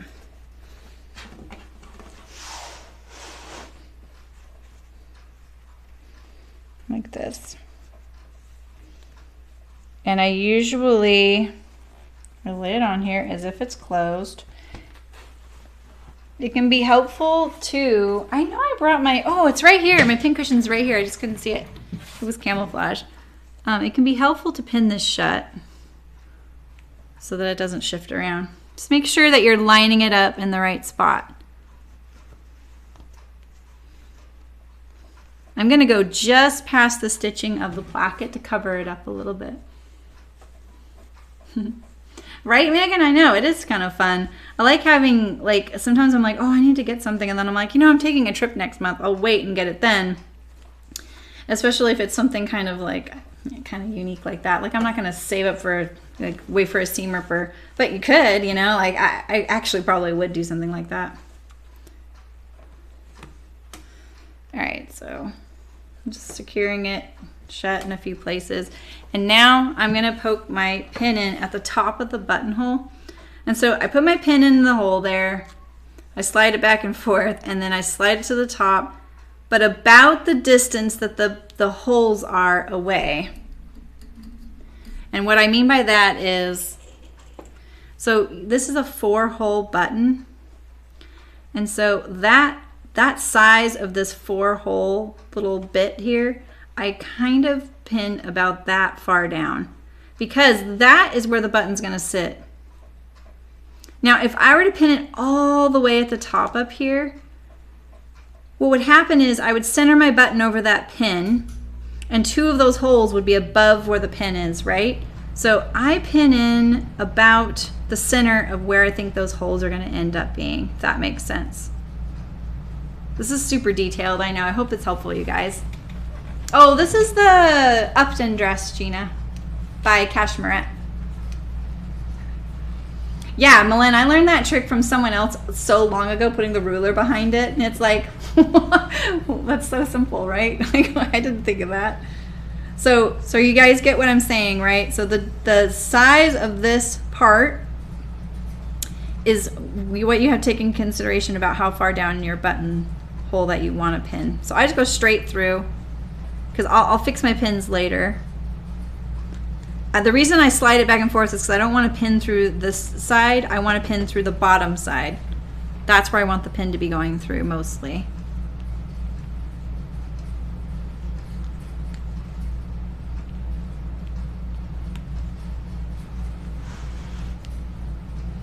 So the other reason that not pushing it all the way to the top, and you could do it a little bit lower, just a tad lower. Well, if you center your button in the middle of the buttonhole, the buttonhole is going to slide down. I wish I had a sample here.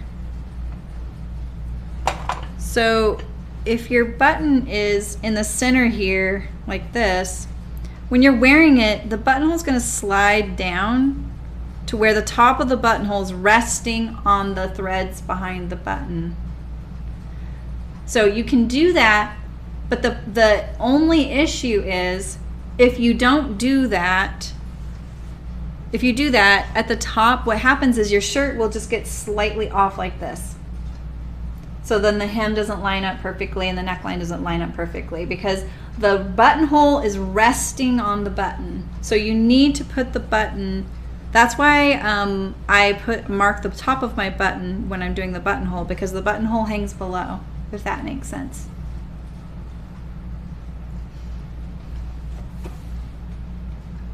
Oh, that's smart, Claire. Oh, it lasts then? It's like a glue. So before you cut your buttonhole, you can apply a little bit of fray check. Oh, yeah. I don't have any of that. You let it dry. It's liquid like glue. Yeah, and then you cut. Doesn't that wash out? Oh, it doesn't wash out because that's what people use for hems sometimes. Okay. Yeah, so I hope that makes sense of why I don't center the button.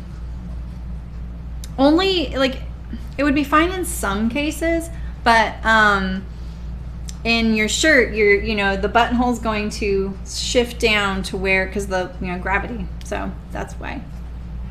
So yeah, so I just mark my pin about where the button's gonna sit.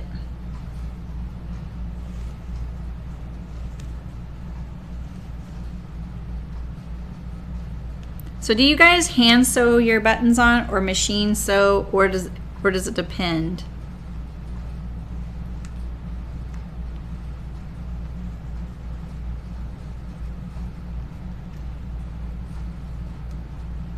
This the top buttonholes is pretty beefy.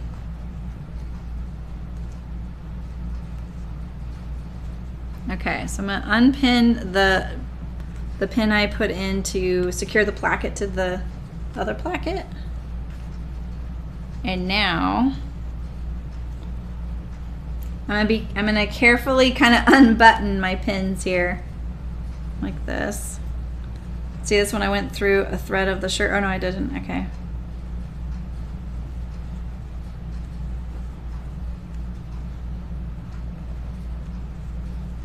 This all becomes kind of natural to do. I'm sure there's a lot of other even better ways to do it. This is kind of just some of the stuff I've been kind of narrowing it down to. You've been machine sewing and you've been hand sewing? Yeah. You hand sew. Yeah, exactly. So I'm gonna do kind of a combo because these are 4-hole buttons. That's a lot of hand sewing. But at the same time, my method isn't that much faster, even though I'm gonna use a machine. So I do usually like to match my thread to the button. Okay, so we have all our pins here, right? So let's secure them, right? So I'm just gonna pin them through. I know where the pin went in is where I want it. Now remember, it may not be centered this way, so you just need to double check that. The button stayed pretty straight. This buttonhole stayed pretty straight, which is pretty smart. Yeah, right, Melin? I know. Okay, so that one looks really close to the edge there. All right. Let me get some black thread. Pretty sure we have some. Let's see here.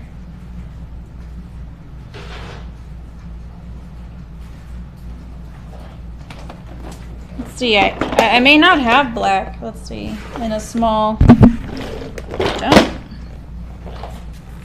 Oh, here we go. Here we go. That's right. My big spools don't fit in that majiggy, so I always have to keep them on my little sewing tray. I'm going to try and keep the bobbin the gray so that it blends in as well as possible. You know? Let's hope.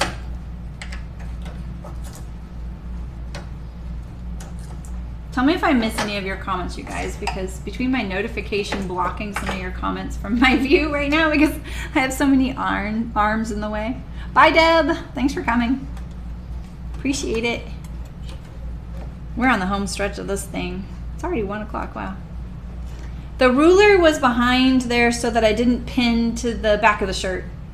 It was just like a, just something to pin against. That's all. It's just a trick someone taught me, and I use it all the time now. I probably use it more often than I'm mentioning it because it's so like second nature now.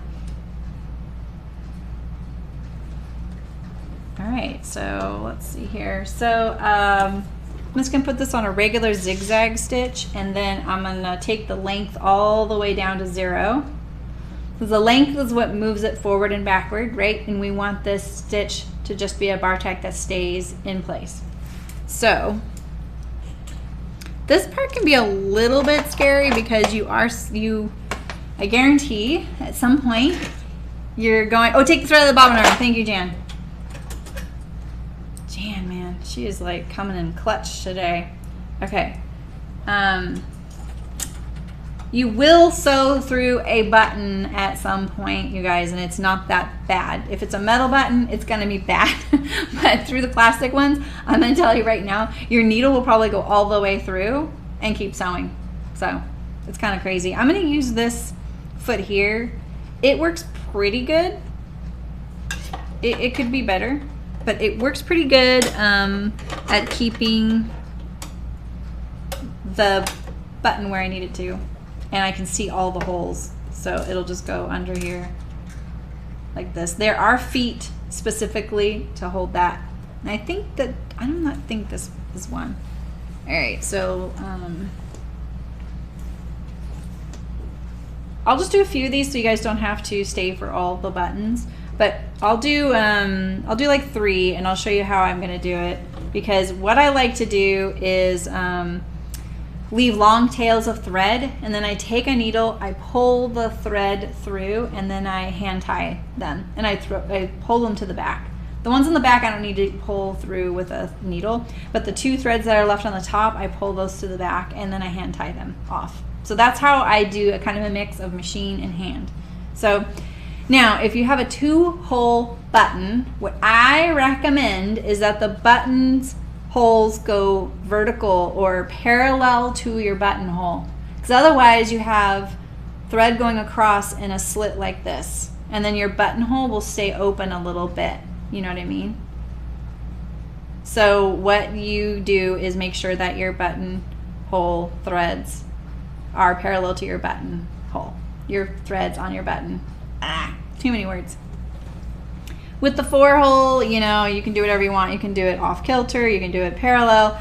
I mean, you can do it crosswise like this. Let's do that, actually. That's kind of fun. I like it when they go across, so we're gonna go across and across. So it's like a plus sign. That's kind of fun. I think it'll look good with this shirt. So let's see here. So I'm gonna unpin this. I'm just gonna set it there like that. And now this is the trick. There are really great ways to doing this. And in fact, I know a trick and I can't think of it. Did one of you give me this trick? I think one of you reminded me of this. To put something at the back. What was that? Can't remember. I I want to put my sew study table like that. Yeah, like that. There we go. Okay, so I'm gonna make it so that the center of the pin, honestly, I wouldn't mind it being a little bit lower than where it needs to go. So I'm just gonna put a little bit, holding the pin there. I'm gonna really gently set down the presser foot, because what I have found is that sometimes the presser foot is your worst enemy. Your button will just go boink, right out, and then you're looking for it. So be really careful when you're setting down the presser foot. It depends on the shape underneath, on how it's going to react with the shape of your button. So now we're going to find the width of our buttonhole, and this is pretty good. I'm going to do a little bit more. And it should stay still. I can see my bobbin thread right now, so we'll have to see if that calms down. I'm going to do a bunch of stitches, and now I'm going to pick it up. Now it's stable, and I'm going to pick it up. Try not to move it around as much as I just did. At least now it's stable, and I just always make sure that the needle's going to go in those holes first.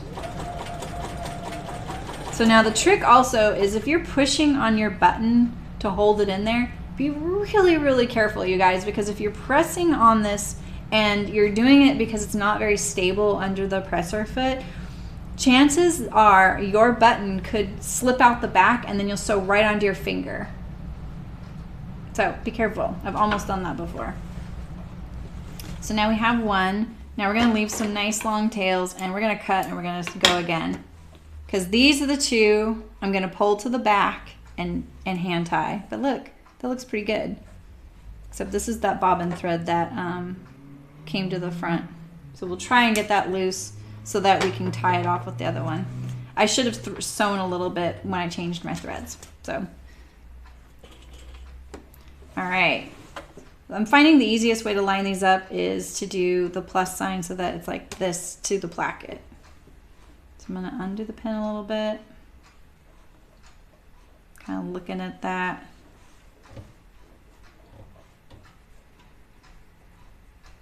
I have to pull the pin out right before I set it down, and that's so that it lays flat.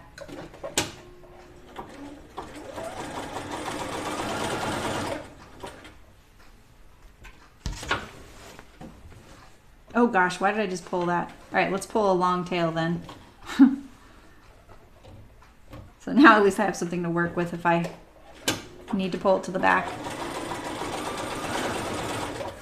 All right. These are looking cute. I like the black. Yeah, finger guard. You tape your buttons down. That's smart. And you just like sew right through the tape. That's a great idea. I like that. I think what I've done in the past is I put a pin behind my button. That's what I think I do. I think I do this. So let's see. I'm going to get this pin just to be relaxed. I think I do this. Like that. So that I have a little barrier to push my button up against. And make sure you have your long tail. Depending on your machine, I find it helpful to hold my bobbin threads, and I keep forgetting to do that, to kind of make them behave back there. Get that a little straighter. I'm going for some sort of parallel symmetry, right?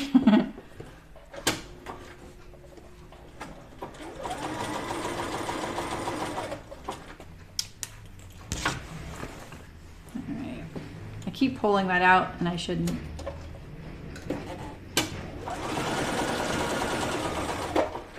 Okay, so let's do these three here, and then what I do is I take a needle and I pull each of these threads to the back, just straight back there, usually in front of the TV. Or I watch a movie here. So I pull the thread to the back, and I pull this thread to the back. And yeah, you do have a hand-tied thing, but the thing is, if you just cut these off, which you might, if you're in a hurry and you're like, this has to be done and worn like right now, they'll just eventually, you'll have like 2 little thread cuts sticking above your buttonhole, which doesn't look that great. And then you eventually, it will kind of work its way out. Where's my awl? Did I lose it? I don't know where my awl is, but I want to pull on this thread back here. Okay, so now, like this first one when I changed my bobbin is kind of gumming it up here for me. So I'll just probably cut this one kind of close and get rid of it altogether. It's definitely secure, so that's what I'm mostly worried about, right? And now I have 3 threads back here, so I'll combine this one so it has a buddy. And we'll just tie these off. Now, if you really want to be invisible with these, you can do this with the needle. Don't just tie it off like this. And now take your needle, let's see. I am not a really good, oh my, what did I just do with my needle? Here you go. I'm not a really good hand sewer, you guys. Oh yeah, self-threading needle would be good. Yes, okay. Thank you for bringing that up, Barbara, because it's true. If your threads are really short, you can, like say it's really, really short and you just can't get it. The thing is, you can put your needle through part way through already, and then you thread it and then keep pulling the needle through. That makes sense. I'll show you better in a second. So let's see if I can get these 3 threads in through the eye here. Hand stitchers have so many really great techniques. So you could secure this by hand sewing it. And you can even like do it invisible inside the placket right here. Just go back and forth.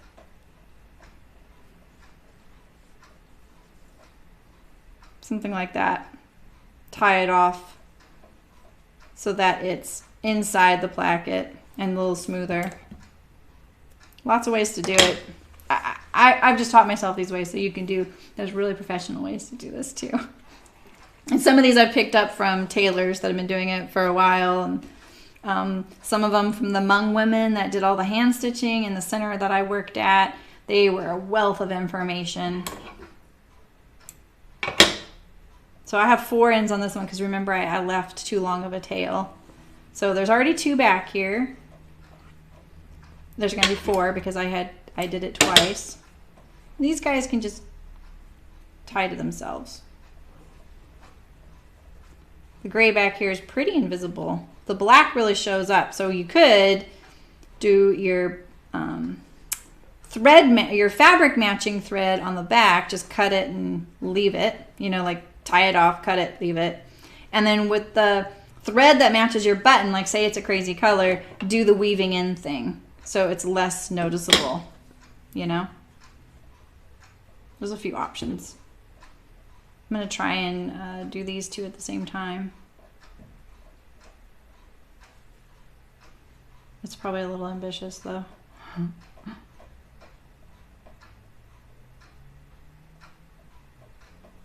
So yeah, like this one is a little bit short.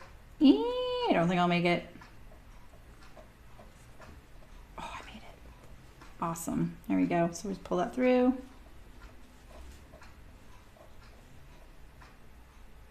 See, this one's coming out of this hole. That one's coming out of that hole. That's why I'm going to do them differently, separate from each other.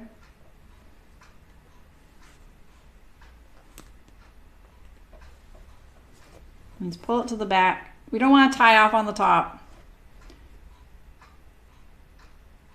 So you can decide, is it faster just to hand sew them all the way from the beginning or do the machine? Up to you. Bye, Malin. Good night. Sleep well. Bye, Terry. We're signing off in a minute too. All right, so that's basically how I do that. So we button up a couple. Ooh, looks nice. But see, you can see it's spreading apart my buttonhole. Something to think about if you want 4-hole or 2-hole buttons. I love 4-hole buttons, but they're just a little bit more work. So Looks good though. So I'm gonna sit here and work on all my buttons, and I'll take a picture for you guys. So see, if you had your button in the middle, eventually your shirt's going to slide down like that. Yeah, so. All right, you guys, well, that was excellent. I feel like this shirt went really well. It's so cute. Let's go, no, we can handle it. We can handle this machine. I'll stay here. The orangeness is kind of bugging me. So this was the Deer and Doe Melilot. Extra chalk is free. And was sponsored by Hart's Fabric. They gave us the fabric and the pattern and all the supplies. It is a linen tencel blend. This is the pepper colorway. It's kind of a granulated chambray. It's awesome. Granulated in like the way it looks.